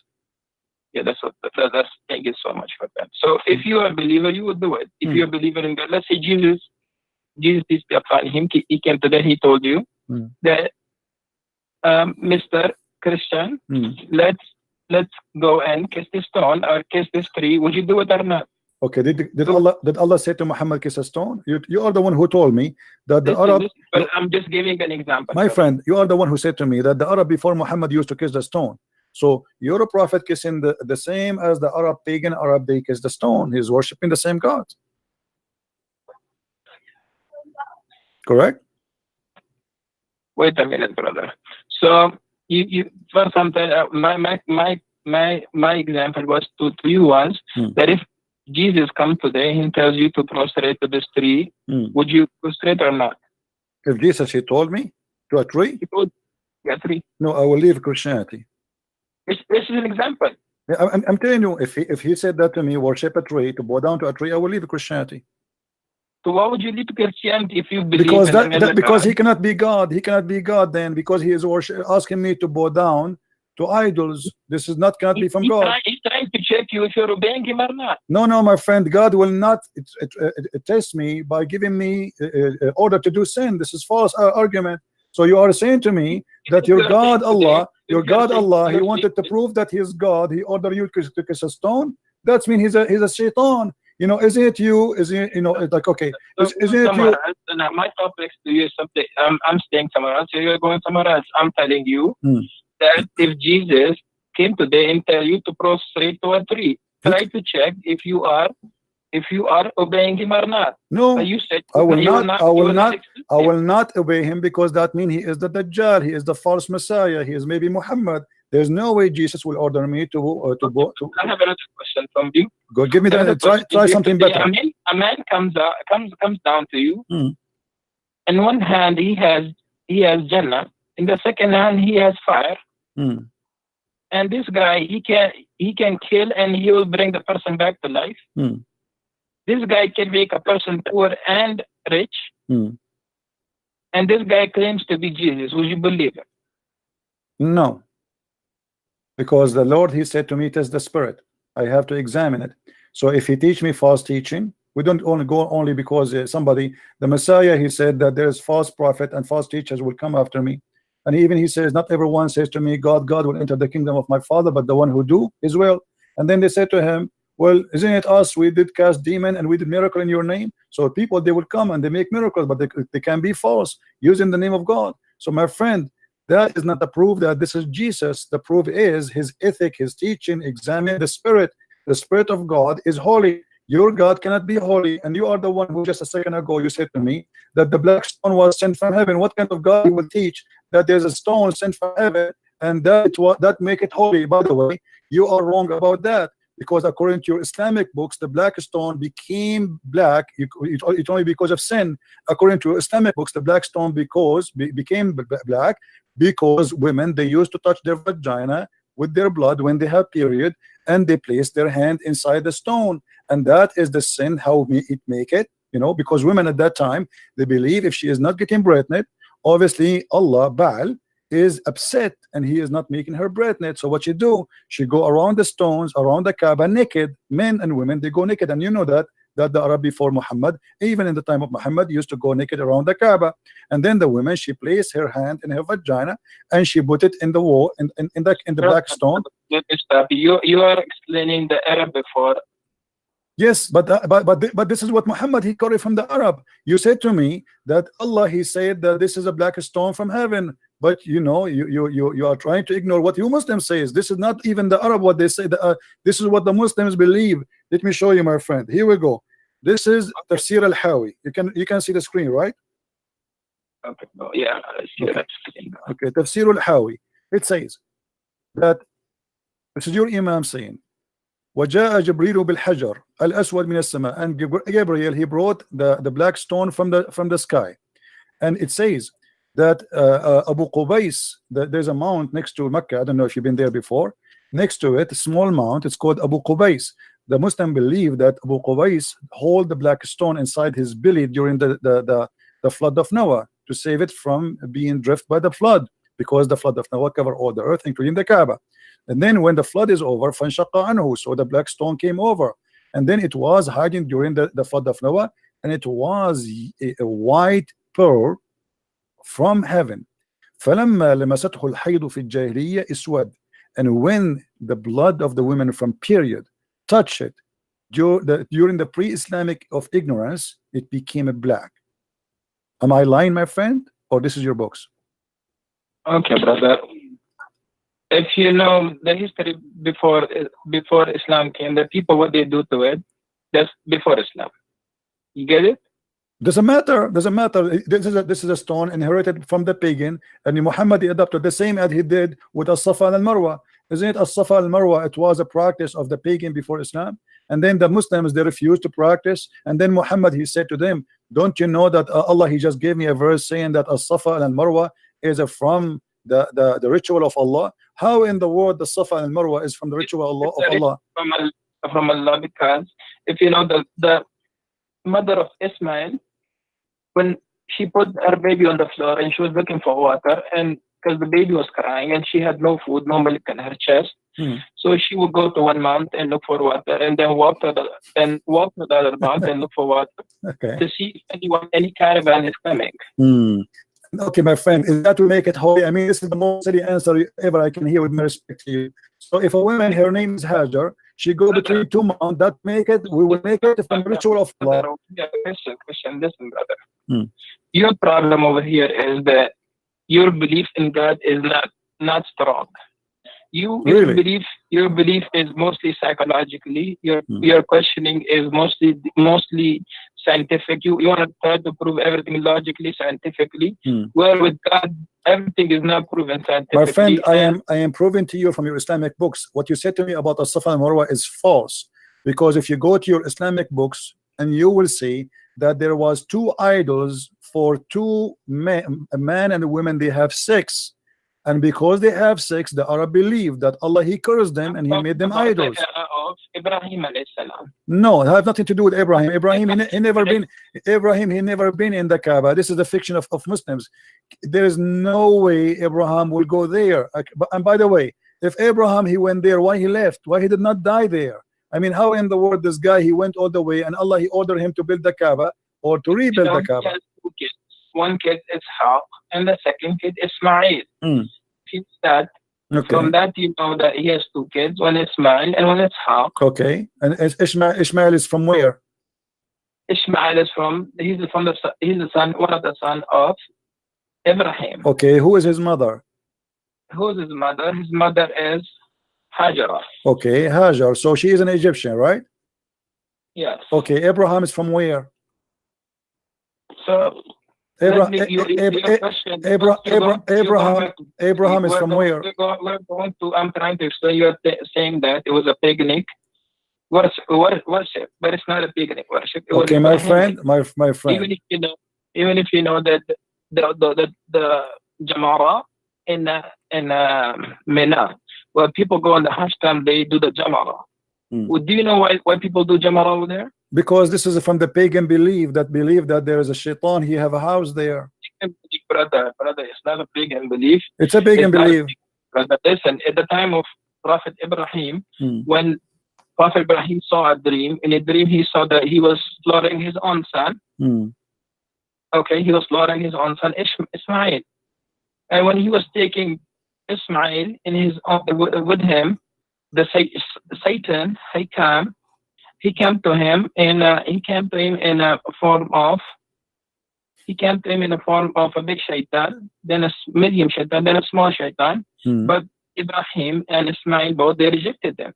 They rejected shaitan. They thought them as stones. Okay, may I ask you please, where do you get the story from? What was Ibrahim that the dream that you saw is not true. Don't follow the dream. Even the shaitan told Ismail that don't follow the dream. It's not true. Okay. So you are saying to me that the dream Abraham he saw to slaughter his son is from Shaitan. It's not from Shaitan. It's from Allah. The dream that he saw was Okay. from Allah. Okay. Jalla. Okay. Okay.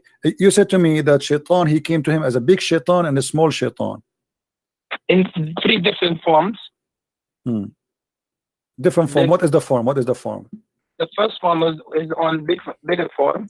The second form is medium. The third one is the small. What is the form? 3 What is the form? What is the form? Shaitan is if you know Shaitan is jinn. Okay. He would come in different shapes. To try to put waswasa in the heart of Ismail. Okay. So Shaitan he come in different form. Not from the dream, not from the. Okay. Okay. True. Is it true? Is it true that Shaitan he come to Prophet Abraham and he was trying to burn him by coming as a lizard? So, brother, let me tell you.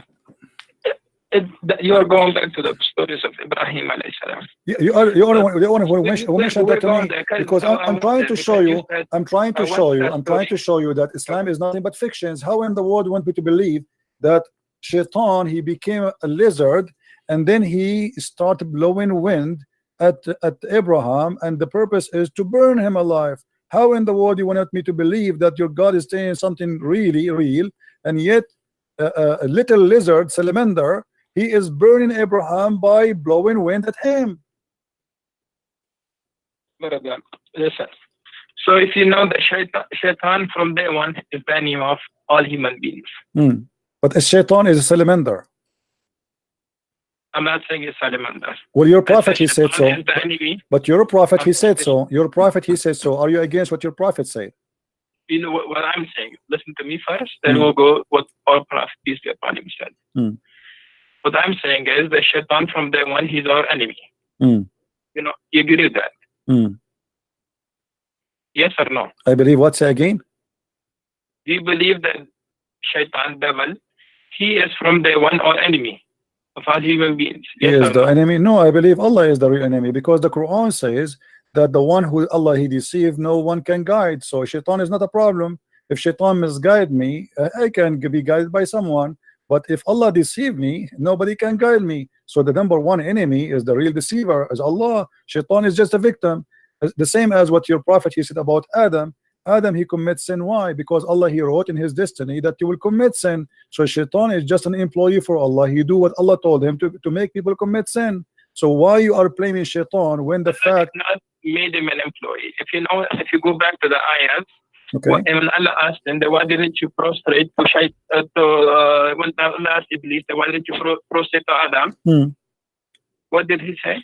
He said that okay, here we go. Here we go. Okay, you just proved to me my point, because Allah is ordering the angels to bow down, and this is shirk. Because how in the world you order someone to bow down to a man and you are yet God? But it's the order of the God. It's not the order So Allah is the first mushrik, the first one he taught.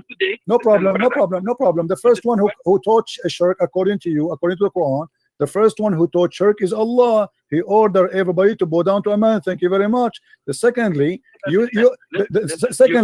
my friend, let me answer you. Secondly, you said Shaitan, he said to him, why I'm going to bow down for him? And he's right. I mean, why? Shaitan, he commit no sin. He did not do anything wrong. And yet Allah went on to bow. He is not even part of the conversation. It was the angels arguing with Allah. So why he get angry from Shaitan? Number three, Shaitan is saying to him, you created him from mud. I created me from fire. And now you are saying to me that Allah will send Shaitan to fire to burn in hell? That's crazy. He's made from fire. And number four, your prophet, he said in the hadith that Adam and Moses, they have an argument. And Moses says to Adam, oh Adam, you are our father. You deprived us and caused us to come out of paradise. Adam said to him, you are Moses. Allah chose you for his speech and wrote the Torah for you with his hand. Do you blame me for doing deed which Allah had decreed that I should do 40 years before my creation? And then your prophet, he says, so Adam, he refuted Moses. Adam, he refuted Moses 3 times as usual. So as you see here, Adam is saying to Moses, can you blame me for the sin which Allah He wrote for me, and I have to do, I should do, I have no choice. So why we are playing the devil? The devil is a poor guy, and Adam is a poor guy. The real one we can blame here in this case is your God Allah. He is the one who wrote the scenario. Okay, Adam, I will make you, I will force you to commit sin. So Adam have no choice. He forced Shaitan to commit sin. He ordered Shaitan to be the enemy of man and to commit sin, and he ordered Adam to obey Shaitan. And now we have a sinner, his name is Adam. So in the debate here you see in front of you, and this is Sahih Hadith, where your prophet agree that Adam was right and Moses was wrong. So how you can say to me who is the biggest enemy to mankind? I say it is Allah, because if I am Adam, I will be now crying for the unjust. Allah, He made me do sin, and yet He punished me and He kicked me out of heaven, but it was Him who forced me. Brother, so your question back, go back to the Shaitan didn't made the sajda prostration. Okay, go back there. Just wait a minute. What do you want to answer about this one? You don't want to answer about Allah? He is ordering about your prophet explaining that Shaitan and Adam are victims of Allah crime. Okay, brother. So I was trying to tell you that we should go back. So let's say today, President Trump, being that, because I live in America today, he made the shutdown today. Okay, he made the shutdown for more than, now it's the second month that he did. Okay, can anyone stop him to? Can anyone tell him to open the government if he doesn't want to? So you are saying to me, your God. Can anyone just listen first? Okay, I'm going to answer you. You said to me, can anyone? Then we'll go back to the world. So you are saying to me that your God is evil, the same as a Trump. He decided evil is Trump now, and he decided to shut down. So what is comparing to? I mean, can you? Who cares if I can or not? If he is so evil, he is so powerful, does not change the fact that he is evil. So you are saying to me, we have an evil God who make us commit sin, and we have no choice but to obey his sin. You are keep on interrupting what I'm saying. No, I am not. You're not letting me talk. I am not, my friend. I'm just having a conversation with you. We're having tea and coffee together. Take your coffee. You are the one who mentioned to me Trump, and you are saying to me, can you stop him? So you are saying to me, we can't stop Allah. So Allah is very evil, very powerful, but we cannot do anything about it. What we can do, but yet that will not change the fact that this is not just and this is not fair. So first, what you gotta do is, first, brother, I recommend you first learn what God is. In Islam or in Christianity? Christianity. First, learn that. Christianity. First of all, our God. If Jesus tell you, right? Jesus tell you, do this. Would you do that? Like I told you, prostrate. I told you. Just to see if you're obedient or not. I told you many times. If you told me, if you order me to do wrong, I will do. I will not do wrong. If you told me to do wrong, that's mean. That's mean. My friend. No. This is not a punishment. This is not a punishment. Why he's punishing Adam? Adam, he is forced to commit sin, as you see. This is not a punishment. Why in the world you force me to do sin, and then you punish me for committing sin, and then you kick me out of heaven for saying to me you all commit sin? That is the most crazy argument. The one who should be kicked out of heaven is Allah. Are you an atheist? My friend, I am a Christian. I am a believer more than you. You believe in a black stone. I believe in the true God. I don't believe in kissing stones. I condemn. Wrong conception of Islam. My friend, you are the one who have no answer, as you see. How in the world Allah He judged Adam for committing sin when Adam his sin is written 40 years before his creation? How we can say to Adam you are a sinner if Allah is the one who decided his sin and He made him commit sin? Where is justice? Where is God? God is about justice. Can you change it?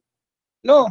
Oh, so you are saying to me Allah is evil, we cannot change him? Thank you very much. I'm not saying Allah is evil. You just say that. He's a God. He can do anything to you. He can make you he can make you a cow, he can make you a donkey, he can make you anything. No problem, but that proves that Allah is evil. Doesn't matter. You are saying to me we cannot change it. He's evil. He's a God. He whatever he wants he could do.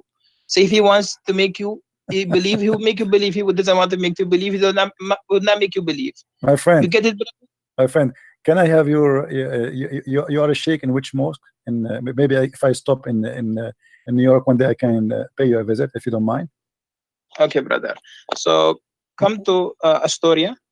Astoria. Can you give me the full name and the address in Skype? On my you are a nice person, I have to admit. You know, And I apologize if I am really too much tough on you, but I have to say the truth, and the truth have to be as it is.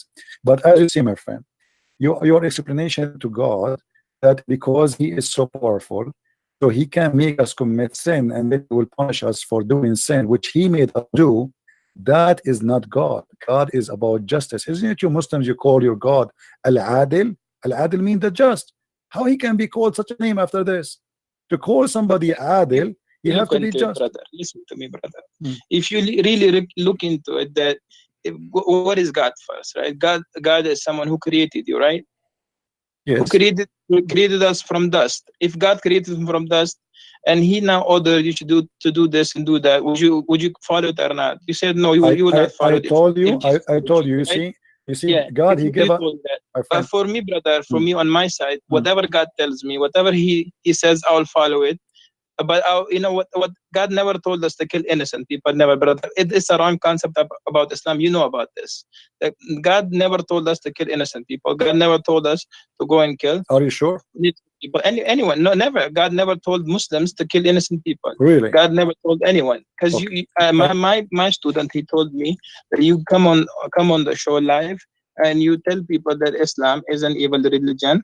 Islam teaches evilness, but Islam never does that. But okay, my friend, let me ask you, when your prophet he attacked Bani al-Mustaliq, did they commit anything against him? Bani al-Mustaliq never fought him. He attacked them, he killed the men, he took the women, and he raped them. So what do you mean he did not command? Isn't it your prophet, he said in chapter 9 verse 29, go and kill the Christians and the Jews unless they pay you the jizya? Your God, he is teaching gang mentality. If we pay you jizya, we pay you money, we can live. And we can even stay kuffar as long we pay. If we don't pay, we die. So how you say to me, Allah never ordered to kill innocent? Isn't it your prophet? He said, I've been ordered to kill all mankind, not to fight only. In Arabic, it says, uqatil, and you speak Arabic. So I've been ordered to kill all mankind until they say there's no God but Allah. So how you say to me that Islam never ordered to kill anyone is not unless he is guilty? In Islam, if you are not a Muslim, you are guilty. The second you say you refuse Allah, you are guilty by being a kafir, and that is enough to kill you. And your prophet confirmed that, and this is Sahih Hadith, and this can be sponsored in the Quran. So my friend, my name is a Christian Prince, and nobody can play games with me. And you can tell, if you know 10% about Islam, humbly I say, I know 1,000 times more than you about Islam.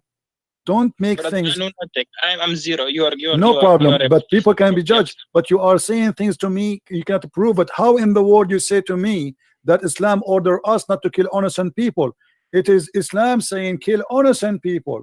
Just because they are not Muslim, they are not innocent. So I believe this is a form of deception, trying to say to us what we hear in the TV stations, that Islam is peace, when your prophet says I've been ordered to kill all mankind. Until you got to look at the context of Quran. Okay, give me the context, my friend. Here we go. We have to look like summarize everything. Look, no problem. Look, no problem. Is it your prophet who said I've been commanded to find all people? Is God sent prophets or prophets to the Jews? Then he sends to the Jews Jesus, and they believe in Jesus as a God. Then they believe in Uzair as a God. They worship cow. Who is Uzair, by the way? Who is Uzair? So think about it. If God is keep sending messages, keep sending messengers, they're killing messengers. They're killing all those people. They're killing those people who are believing. Okay. Okay. Did you say, my friend? Did you say the Jews they killing people? Can you name for me one messenger the Jews they killed? The Jews they killed Yahya. Can you show me the reference, please?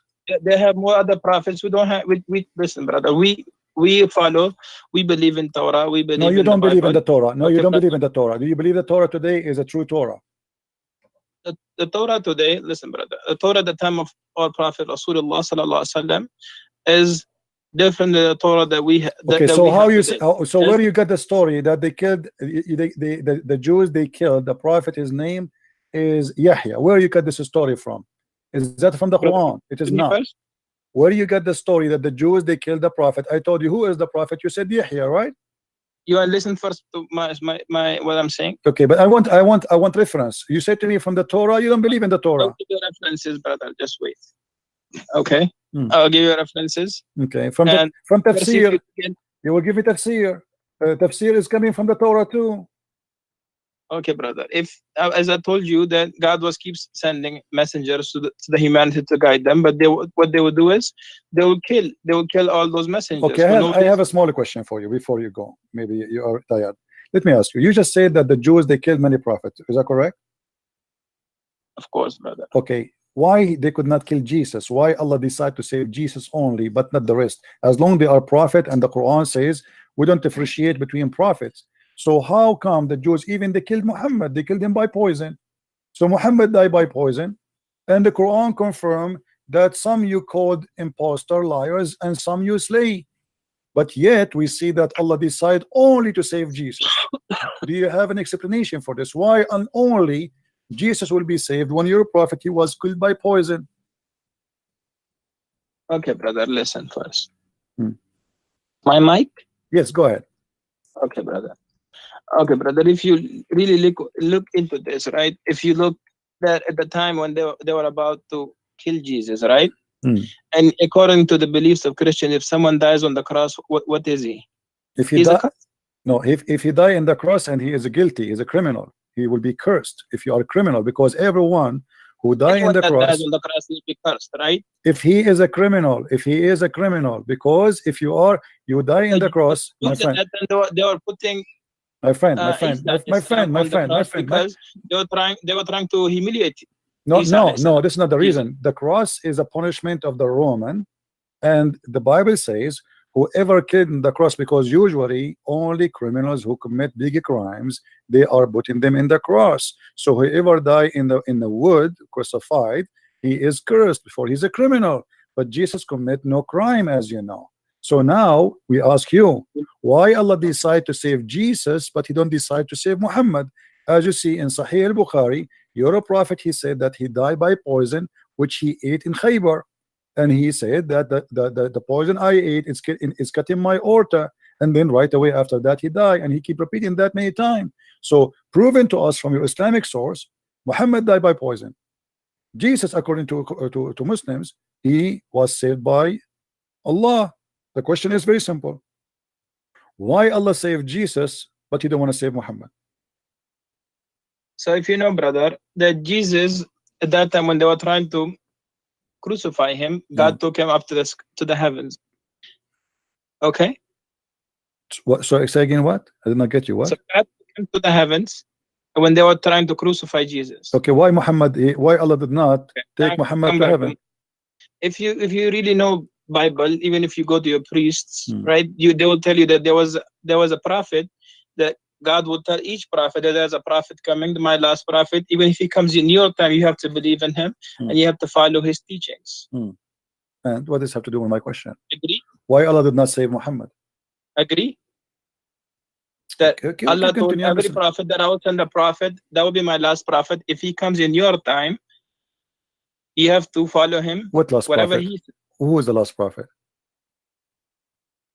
As I'm saying to you, that even in Bible, is even in Torah, okay, that God told that there will be a messenger, the servant of Allah will come to you. The Bible says that. The seals of the prophethood. I don't know. I just learned this from you. I never even saw the word Allah in the Bible. What are you talking about? And how Muhammad can be the messenger of God, yet the Quran says, look like my friend, you do not know your religion. Isn't it the Quran says we never send a messenger unless he speak the language of the people?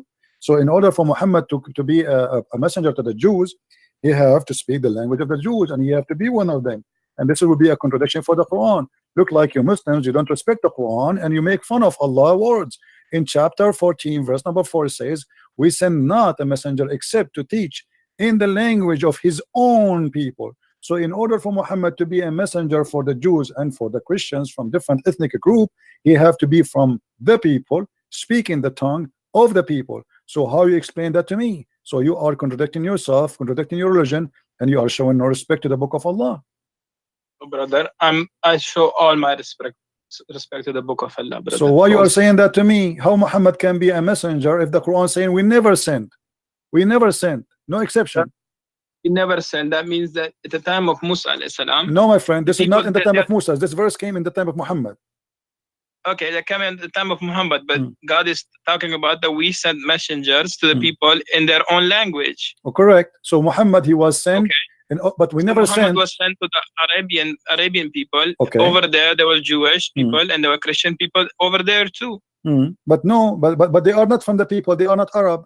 The Jewish, they are refugee. So we never send. So what the Quran confirm in here, and even the Quran says we send you to we send the Quran in Arabic, so you can warn the people of the town of Mecca and what is around it. Correct. So the Quran confirm that this is only for the people in Mecca and around it only, and those who speak the language. So how Muhammad can be a messenger mentioned in the Bible, that is different story, which is fabricated by the Muslims because they are looking for any proof that Muhammad is a prophet. But as you see, Muhammad cannot be a prophet of God for a very simple reason. You should not kiss stones, you should not go around the stones, you should not believe in the holy stones, and you should not be a pagan. And Muhammad, everything he taught you about the Safa al-Marwa. Safa al-Marwa is nothing but a man and a woman, they have sex together, as you see in the screen. And the pagan, they believe that Allah, he struck them and he made them two idols. And this is the book of Asbab al-Nuzul, the same book we read it from before. You're a scholar, so your scholar is teaching that there is two idols, they were there and they were worshipped by the Arab pagan. And this is why the Muslim, after they joined Islam, they thought Muhammad will change this. This is why it says we refuse to perform as-Safa al-Marwa. And then Muhammad, because al-Ansar, they like to do as-Safa al-Marwa, so Muhammad, to make them happy, he says that the Safa al-Marwa, they are from the shrine of Allah. Read with me carefully. Ibn Malik said we dislike going between as-Safa and al-Marwa because they were the shrine of Quraysh. They are pagan of the pre-Islamic period, and we abandon them in Islam. Now, do the pagan of Quraysh believe in Abraham and the story you told me? No, this is fiction. That's one thing, brother. Okay. The people of every time, even if you look, go to the time of Musa alayhi salam. At that time, if you look, the people that are first following Musa alayhi salam when Musa alayhi salam was there. What Musa alayhi salam, those are pagan Arab. They have nothing to do with Musa. Right? Come on, my friend. Brother, I'm telling you something. You have to listen now. Okay, they were following the teaching of Musa, but when Musa alayhi salam left, what did the Jews do? They made their own idol, a cow, and they started worshiping the cow. Okay, brother. So when the Prophet left, what they do? They worship the cow. So if you go back to that time now, Prophet Isa, when he came, he spoke even as a baby that I'm Abdullah. I'm the servant of Allah. I'm the servant of God. He said that, right? He said so that, when this is in at your that book, time, the people, because the Jews, they were accusing Maryam that she committed adultery, but she never committed adultery with anyone. But how the Jews will accuse Mary committed adultery if Mary, they were accusing Mary at that time because Mary was the daughter of Imran. She was. My friend, did you say that Mary is the daughter of Imran?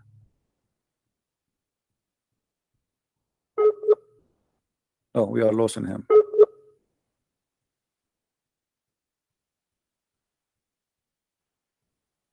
Hello?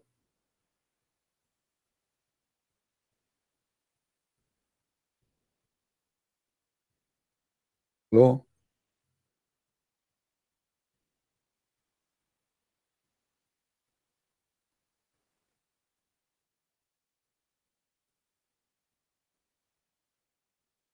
Yeah, look like we lost him.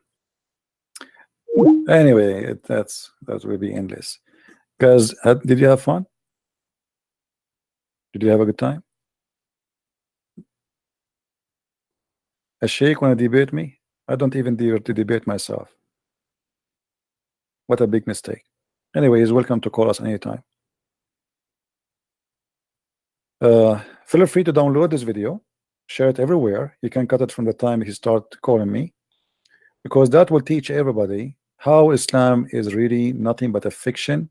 It's a collection of stupidity, and those who claim to be sheikhs, they have no answer. Hello? Sorry, brother. It's all right. It's all right. No problem. No. Charge went off. No so problem. Brother, okay. No. So Maryam, she was from the lineage of Yaqub. Okay, let me ask you. when you say that Maryam is the daughter of Umran, where is this coming from? Is really Mary the daughter of Umran? The forefather, the lineage of Maryam alayhi salam comes from the lineage of Yaqub alayhi salam. This is not a question. The Quran says that Mary is the daughter of Umran. Is that correct? Yes, of course, brother. Okay, what is the name of the father of Moses? Imran. Okay, so now we have Moses and Mary, they have the same father and they are brothers and sisters. Even today, brother, can't you have two in one family? No. You have, let's say, your name is Christian. No. Your name is Christian. First of all, Moses is not from the same tribe of Mary. This is number one. Secondly, I'm saying lineage. I'm not saying tribe, brother. No, saying lineage. Still lineage will not be the same, because at the end of the day they are from the same tribe. Secondly, the father of Mary, his name is not Umran. So why Muhammad he quote a wrong name? Simply because he thought that Maryam, the sister of Moses and the sister of Aaron, is the same Maryam is the sister of Moses, the mother of Jesus. So Muhammad he says, Ya Ukhta Harun, or sister of Aaron, because he thought that those are family and all of them they have one father. His name is Umran. So your prophet cannot be a prophet. How he cannot quote a name correctly? His history is wrong, and he quoting name wrong, and he claimed that Aaron is the same, have the same father as Mary, which is Umran. And the same time he said to her, oh sister of Aaron. So this is additional proof that your prophet cannot be a prophet. It's a fiction, it's a lie. Same time, go and read the Bible. Why the Christians even need to change the name of the father of Mary?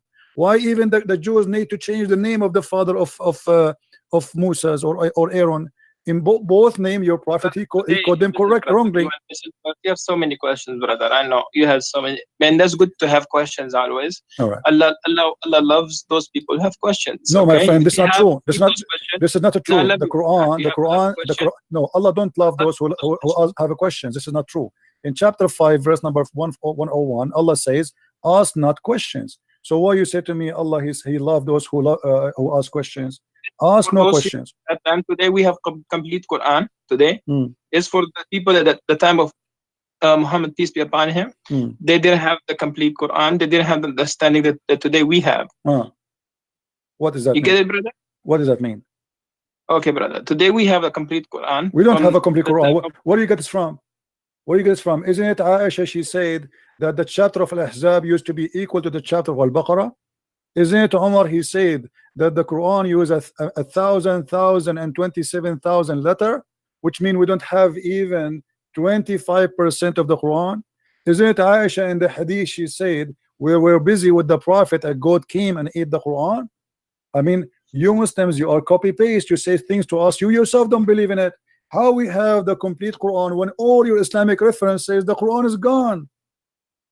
Brother, if you look at the hadith of Aisha, it says the goat came and ate the two verses, and that verses she kept for her memory. That was about stony ramal. Okay, tell me from your memory, please. The breast. That was about okay, tell me the breastfeeding for adult from your memory. As long as you said we keep it in the memory. I want you to recite for me the breast feeding for adult 10 time verse. Do you remember it? 10 time verse. Listen, brother. First, this there's nothing missing from the Quran, and Quran is completely complete. There's nothing wrong. My with friend, Quran. do you memorize it? Do you memorize the breastfeeding for adult? We have to go back to Maryam. Okay. No. You see, before you go, I don't like to jump. You said to me we memorize it, nothing missing.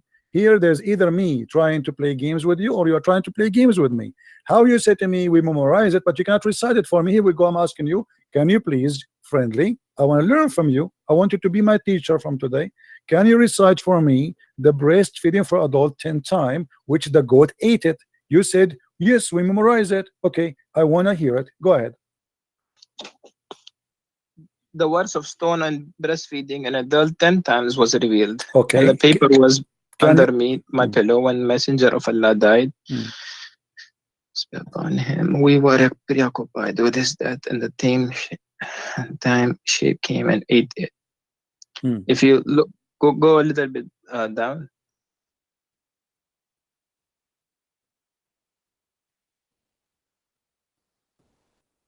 Okay. This is just a comment about the hadith. This is not, So anyway, so can you recite for me the breastfeed for adult verse, please? You said we memorize it. There's nothing is missing.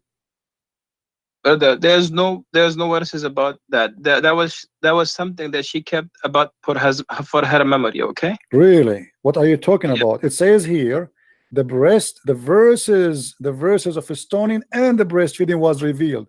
What do you mean there was no such a thing?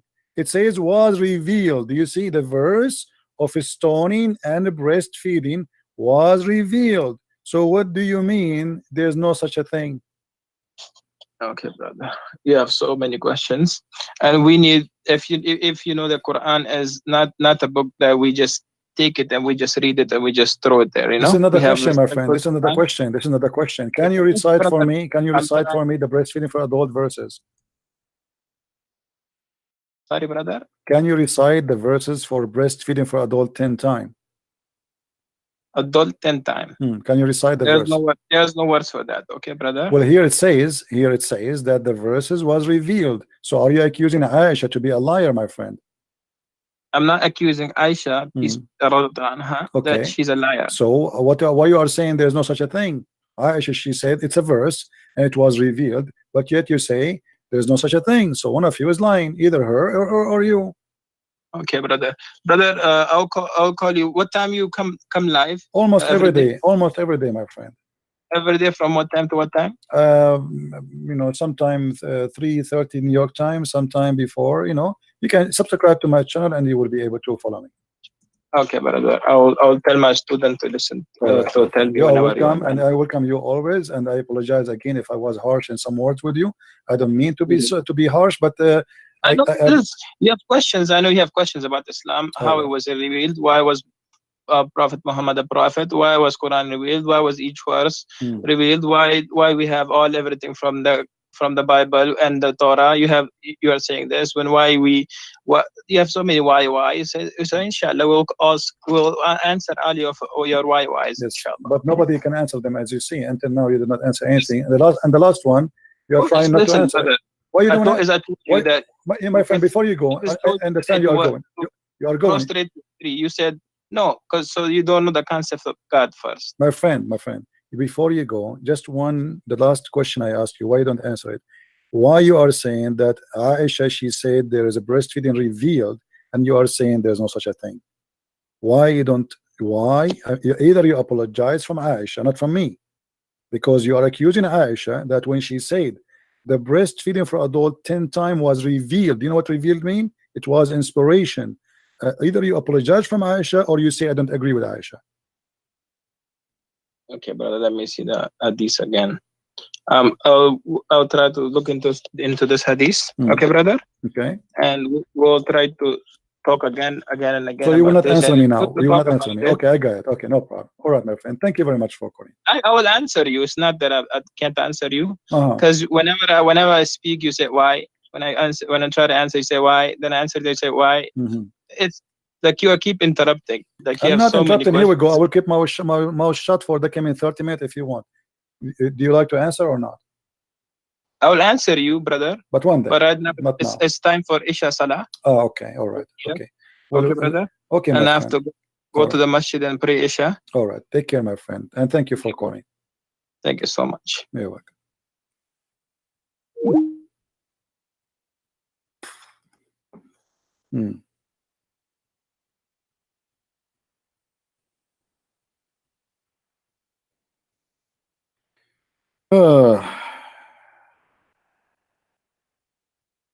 You have to go to pray.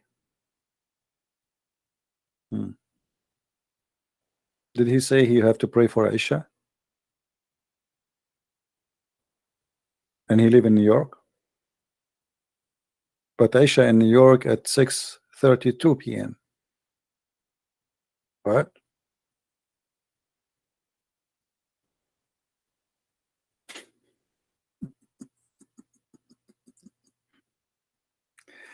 Oh boy.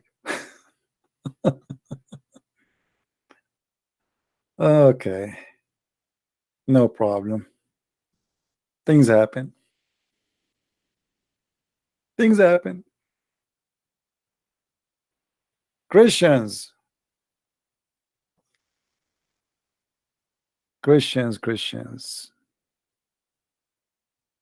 Be proud, my friends, my brothers, my sisters, you have the best of the best. His name is the Messiah, and by him we are victorious, not by Christian Prince. All right. Do you see how you have to enforce conversation with the Abdul? They are professional deceivers. He keep jumping from a place to a place to a place. He think he can rest. It's like somebody, he step in the barbecue and the fire is all over, and he think if he jump from here to there it's going to be less fire. It doesn't matter where you go. Bad boys, bad boys. What are you gonna do? What you gonna do when I come to you? Learn, my friend, how to enforce a conversation. They never answer. Look how we started, look where we end. They never answer. We will answer you, inshallah. Inshallah. Now, I'm going to open my Skype for the Abdul who like to call us. Inshallah, they can answer us. We will give them 15 minutes from now to receive a Muslim call for any Abdul like to call. Only Abdul, please.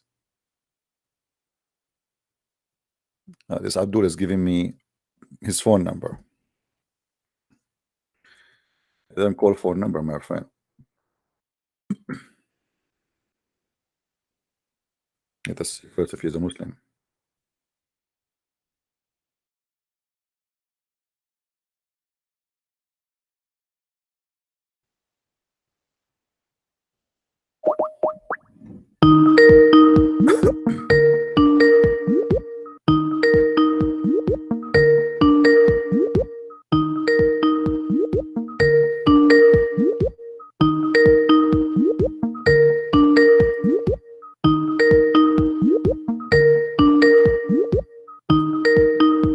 Okay, the Abdul is not answering.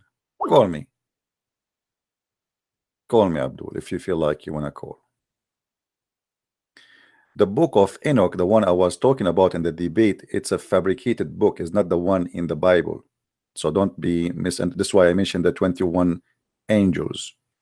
You can search right now in Google for the fabricated book of Enoch. All right, that is not what is in the Bible. So I was saying to him, this is why I mentioned that in the book of Enoch there is a 21 angel. Listen carefully. We are not mentioning the Bible. We are mentioning another book. It's called the book of Enoch, which is full of fictions. All right.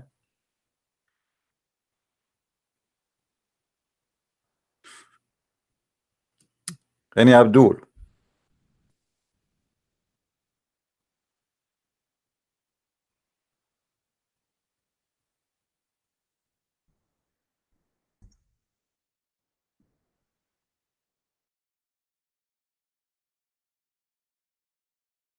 Anyone?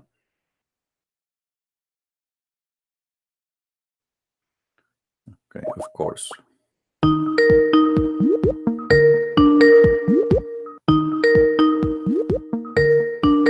Answer, Abdul.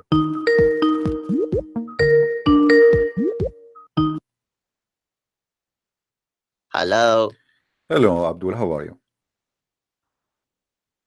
I am fine. How are you? I'm all right. So what do you want to say to us? You are live on air. Everybody can hear you. What do you want to say to us about Islam, as long as you are a Muslim? I don't know.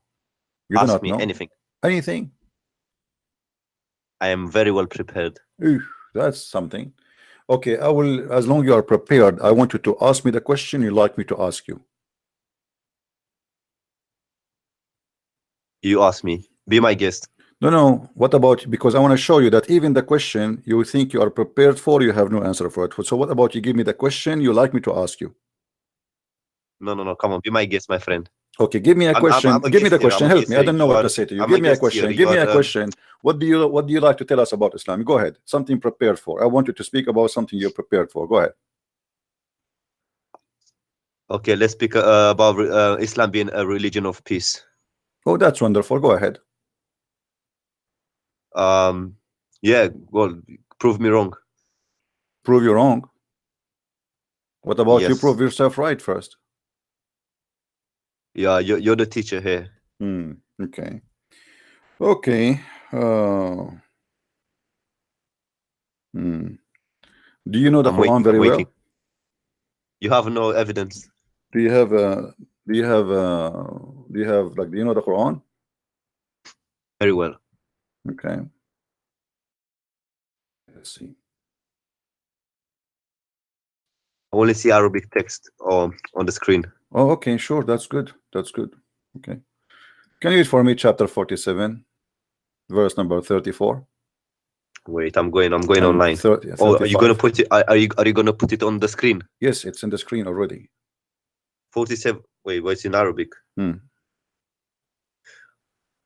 30. Which one do you want me to read?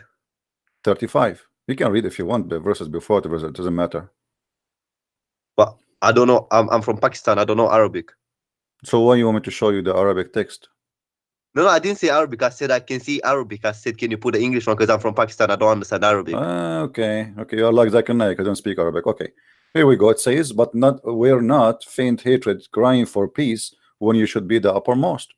So the Quran forbid the Muslims for crying for peace as long they are victorious. What do you say? You know, where in let me can I okay, give me 1 second. I'm reading. Okay, you said you're a Pakistani, right? Can you speak to me in Urdu? Sure. Go ahead. Oh, jiggy jiggy. Okay, I know that this is the idiot. Donkey. I'm sure you are a fruit of a mule and a donkey, not a horse. Stupid idiot. Now, do we have any Muslim would like to call us? I mean, when you have a child like this, imagine, I feel sorry for his parents. When you have a child like this, he's not like in, I don't know how to describe him. He's a frog, he's an insect, he's a cockroach. I mean, what is the value of your life to call people just to bother them and to being a child? I mean, how in the world this idiot one day is going to be a father of a family? How disgusting. Thank God if you don't have a son like this. I feel sorry for his family. What a piece of trash. Now, do we have any Muslim who would like to call us?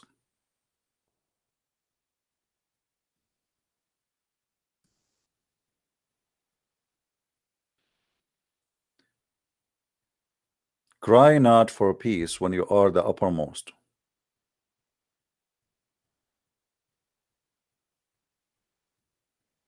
Do we have any Muslim? Guys, don't call me in Skype, please. I mean, don't text me in Skype. If you want something, text me in the chat. Skype only for Muslims to call me, not to chat. If everybody texts me in Skype, I have thousands of people. So please respect that you are disturbing, not helping. This is why the chat is for. Skype is open for Muslims to call, not to chat with any.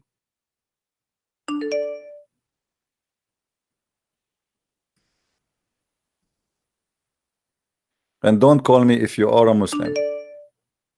Somebody, his name interfaith something, don't call me. You have to be a Muslim. I am not really interested to receive phone calls from Christians saying to me, thank you. I want Muslims.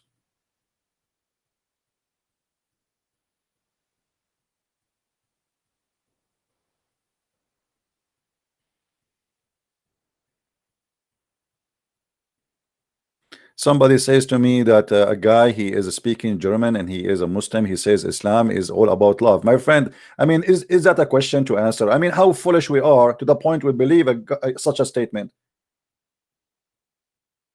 If a Muslim, he says Islam is about love, I mean, who is the donkey here? The one who said it or the one who believe it? Don't you see the news? Don't you watch videos? Don't you watch Muslims speaking about killing the infidels? And yet you say to me, a Muslim, he says Islam is all about love. Okay, believe him then. If all what happened in the world is not enough for you to prove that he is a liar, then you just go. I mean, what's wrong with the mind of a human being? So what if somebody says Islam is about love? I mean, who is the donkey here? He or the one who listen? Do you understand me? People, they can say whatever they want.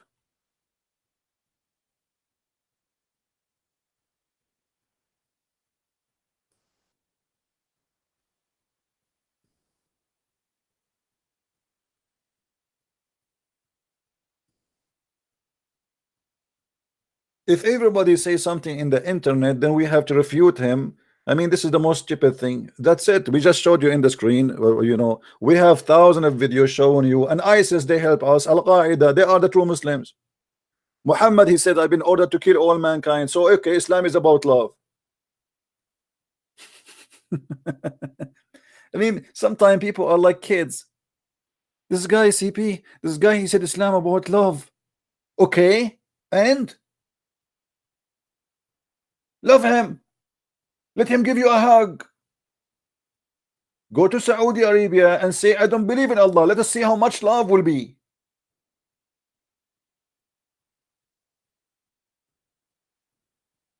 As long Islam is about love. Why somebody go to the embassy to get a paper for marriage, they chop him pieces? That's too much love. Why in Saudi Arabia, Emirat, Bahrain, Kuwait, Qatar, etc., they have an apostasy law and the punishment is death?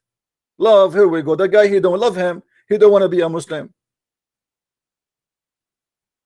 What love? The guy, he don't want to be like us. He want to be a gay. What we will do, we will throw him from the top of the... Okay, so either you say to me you are a liar, or you are saying to me I am stupid. Islam is all about love.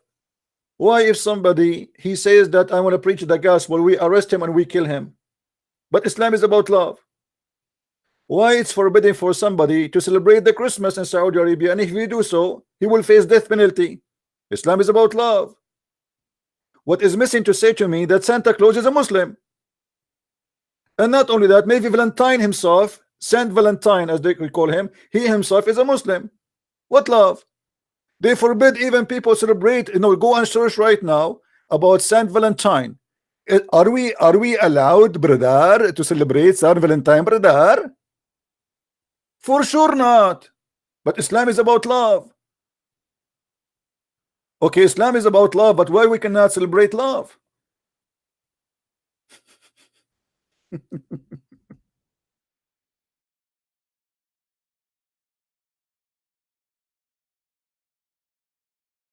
Either you decide to be a child, whoever people says to you, you believe in it, or you decide to be stupid, or you use your brain. You do not need a Christian Prince, my friend.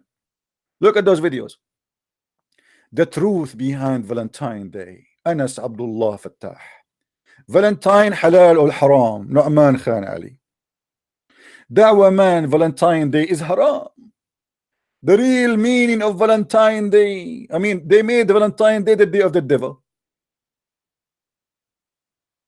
All of this, Islam is about love. You see how much love is involved there?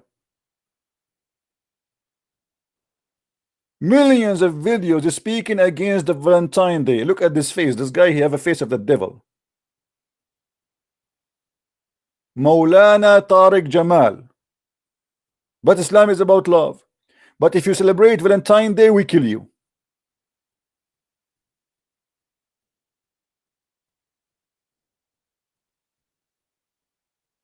Islam is about love.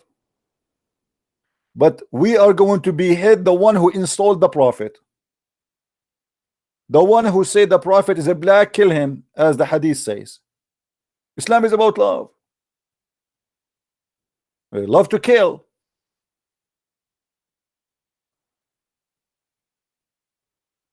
All of this videos is against the Valentine Day. What happened? Valentine Day is a big threat to Islam, because you should not be in love as a Muslim. You should be in a lust. You should be having sex around. You should hire mut'a. Mut'a is haram or halal. It is halal. Valentine is haram.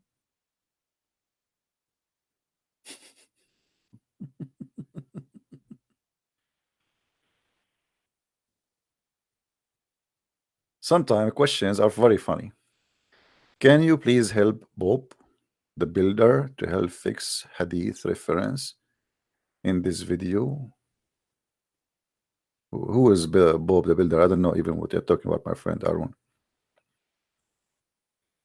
I have no idea who is Bob the Builder. I know what his name, the plumber, Joe the plumber, but Bob the Builder, I do not know him. Anyway, so Muslims, they can say whatever they want. So either you are smart and you have a brain, or they can, you know, drive you as they wish. Okay, so now I watch a video from a Christian prince says Islam is about hate. Then I go and watch a Muslim from Maulana Jalaluddin, and Jalaluddin, he says Islam is about love. So which one I believe? Believe in your brain. Can he prove it? Call the guy who said to you Islam is about love. Tell him, brother, according to Islam, if somebody insult the Prophet, what is the penalty? And then let us see how much loving the answer will be. Do we have a brain or we don't?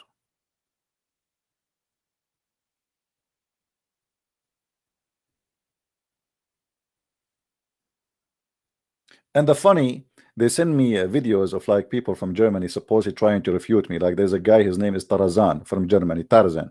So this guy, I make a video, he say Christian Prince is a liar. Christian Prince, he said that the Prophet, he stink. You stupid idiot, it's not me who said that, it's your scholars. And he say, and then he said to you, this hadith is weak. Even the weak hadith is accepted. And what weak? Weak because it's embarrassing. For you, it is weak because it's embarrassing, proving Muhammad to be a false prophet.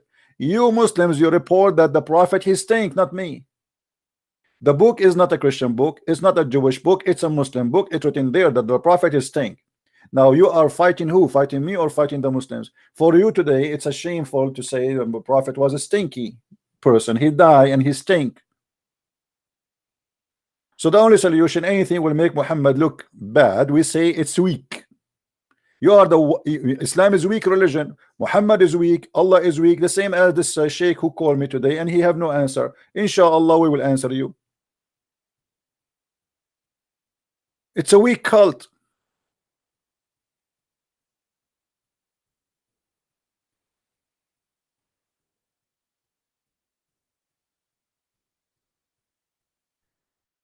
This is why Muhammad, he needed, even he said he was the most weak person in sex.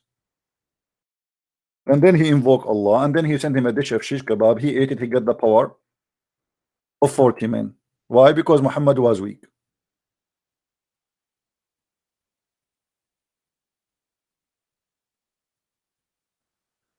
Do we have any Abdul?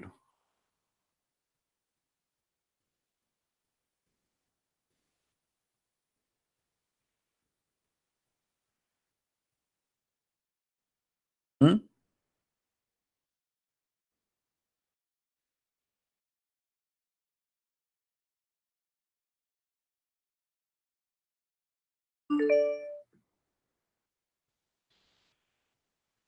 Don't call me if you are a Muslim.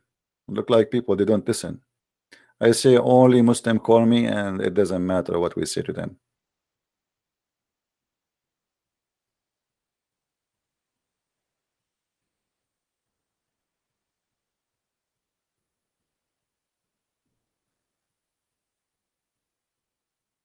Any Abdul?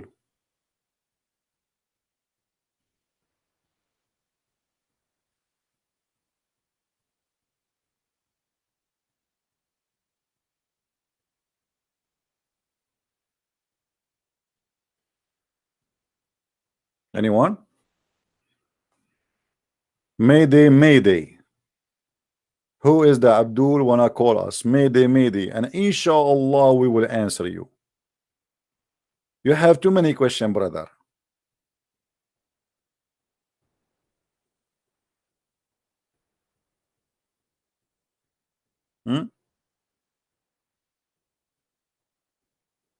Anyone? After we finish broadcast, you will see how many Muslims they post in the text. He's a liar. He is a deceiver. Christian Prince, that he's a genie. Even a guy, he's saying to the Muslims, I am a genie. You believe it? I am a genie. They are saying that Christian Prince is a genie. Why they think he is a genie? Because he's so fast in thinking. His brain is out, you know, torturing their God. They cannot answer. So he's a genie. He cannot be human.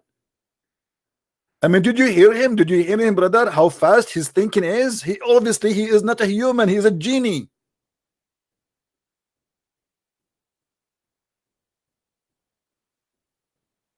There is a guy from Indonesia. He posted to website supposed to refute me, and they are calling me names. I was enjoying really the post from Indonesia. Indonesian people are going crazy because of me, you know, because a lot of Indonesian live in Islam, a lot watching my videos.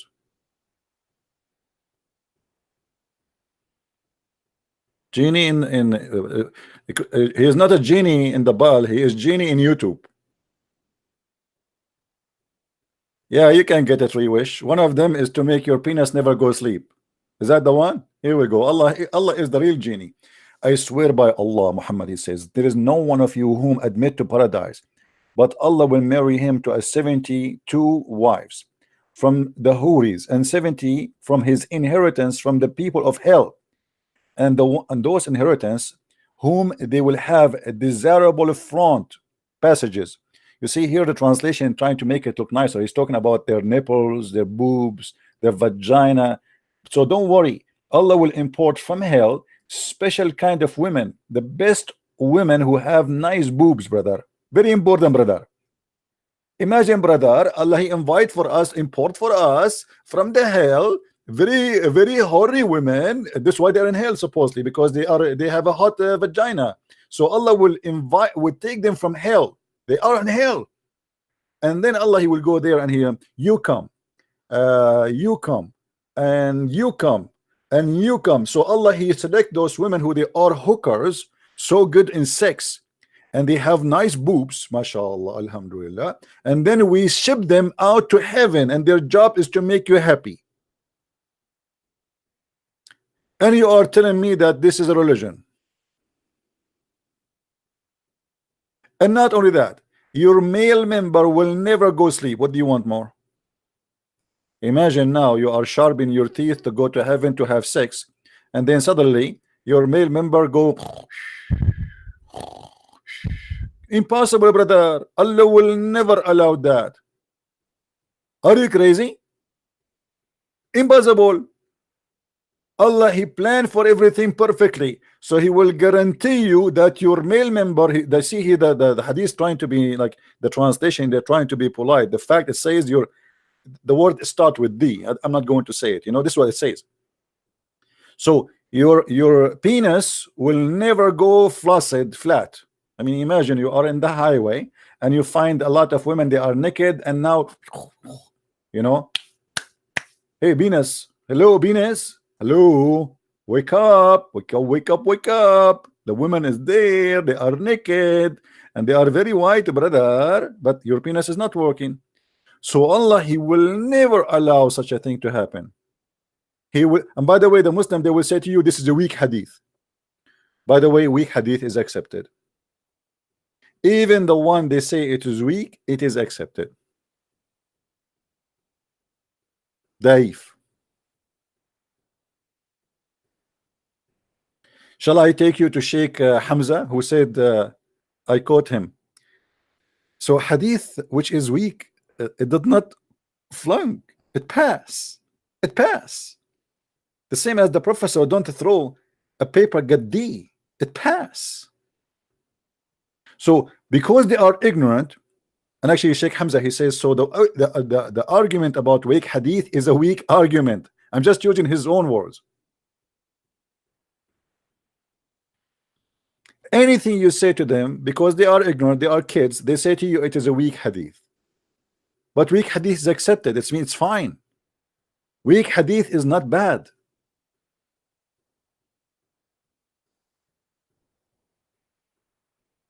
Do we have any Abdul?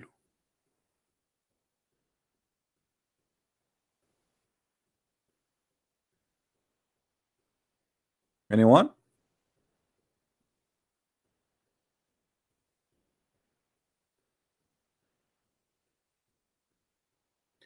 And as you see, we have a sheikh for how many, like all this time, he could not answer anything. And when we show him a Sahih hadith, Aisha, she said he denied. Did you notice what he did, this guy? He said there's no such a thing. It's called Arda'ul Kabir, to do breastfeeding for adult 10 times. But this is Sahih.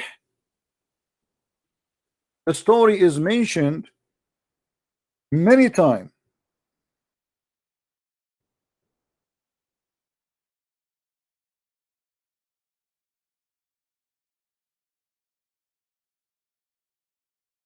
And there's many report that even Aisha, she did not let anyone to enter upon Muhammad, upon her, unless the Muslims, they have to suckle the breast of her sisters and her nieces, as you see.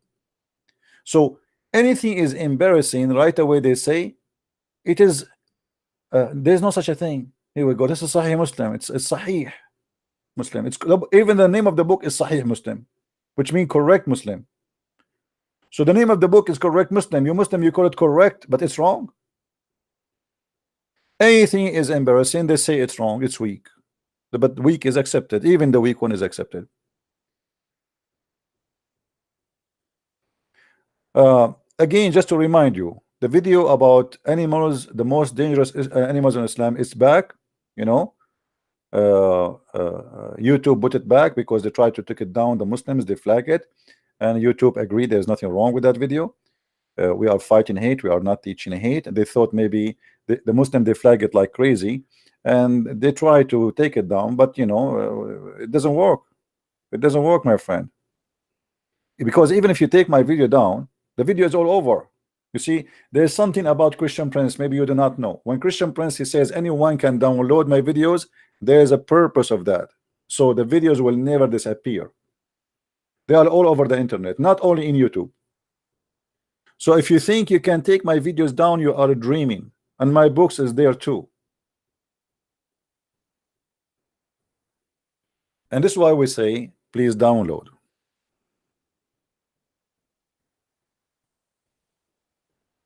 All right. Now, do we have any Muslim? Any Muslim? Any ustaz from Nigeria? Do we have any ustaz from Nigeria? I'm trying to read the text. Suggesting next video.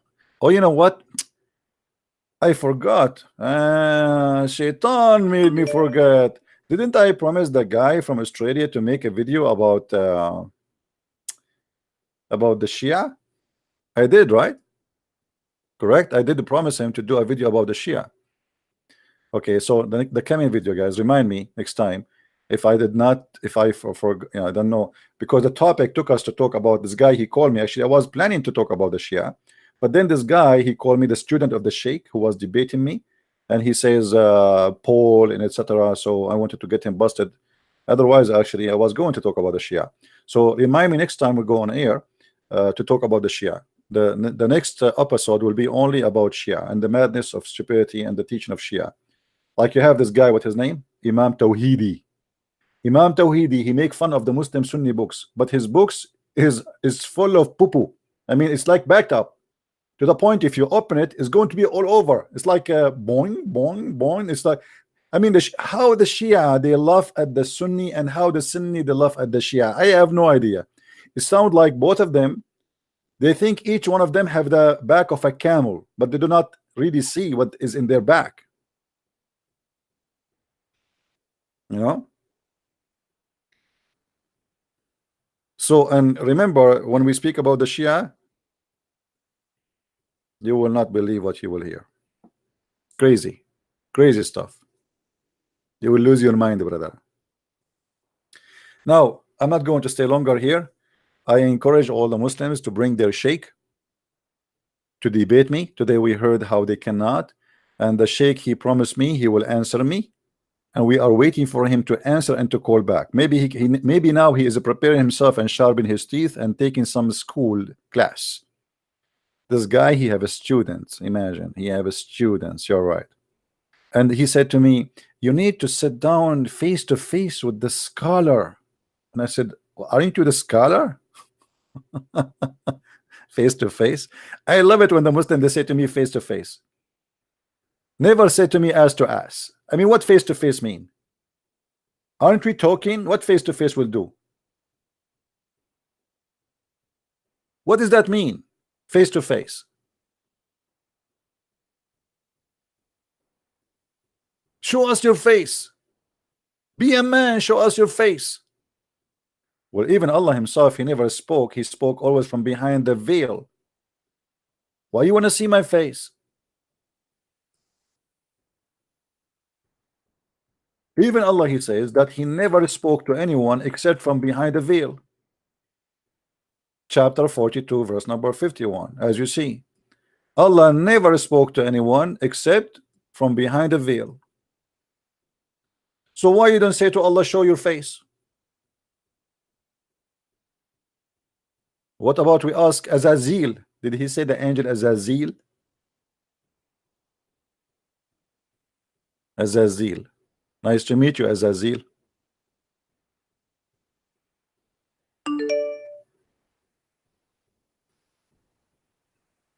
Don't call me unless you are a Muslim.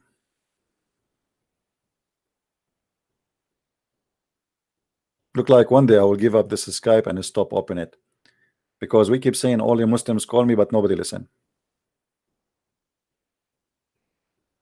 Anyone? Who is a Muslim when I call us?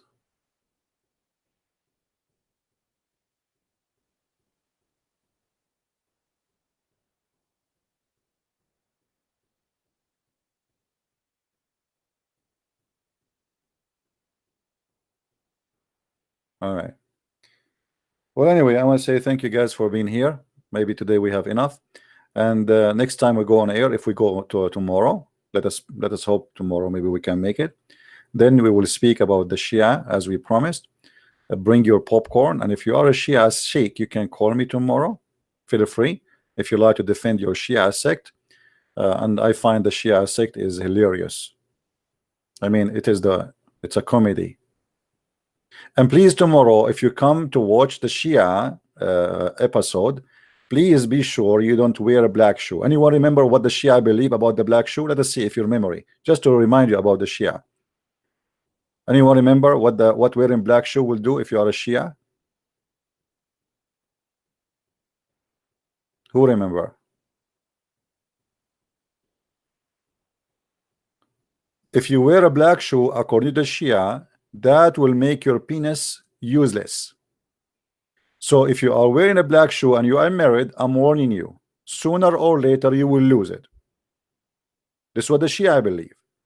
And the only way to have a very powerful penis, according to the Shia, is to wear a yellow shoes. This is why the flag of Hezbollah is yellow, if you notice. MashaAllah, Alhamdulillah. Now I understand why a lot of people, they are suffering from sexual problems. It is the black shoe. I thought it's something else. It turned to be the black shoe. Let me see my shoes. This one is not black, and I have only 2 shoes. That's it. None of them is black, so I'm fine. Thank God.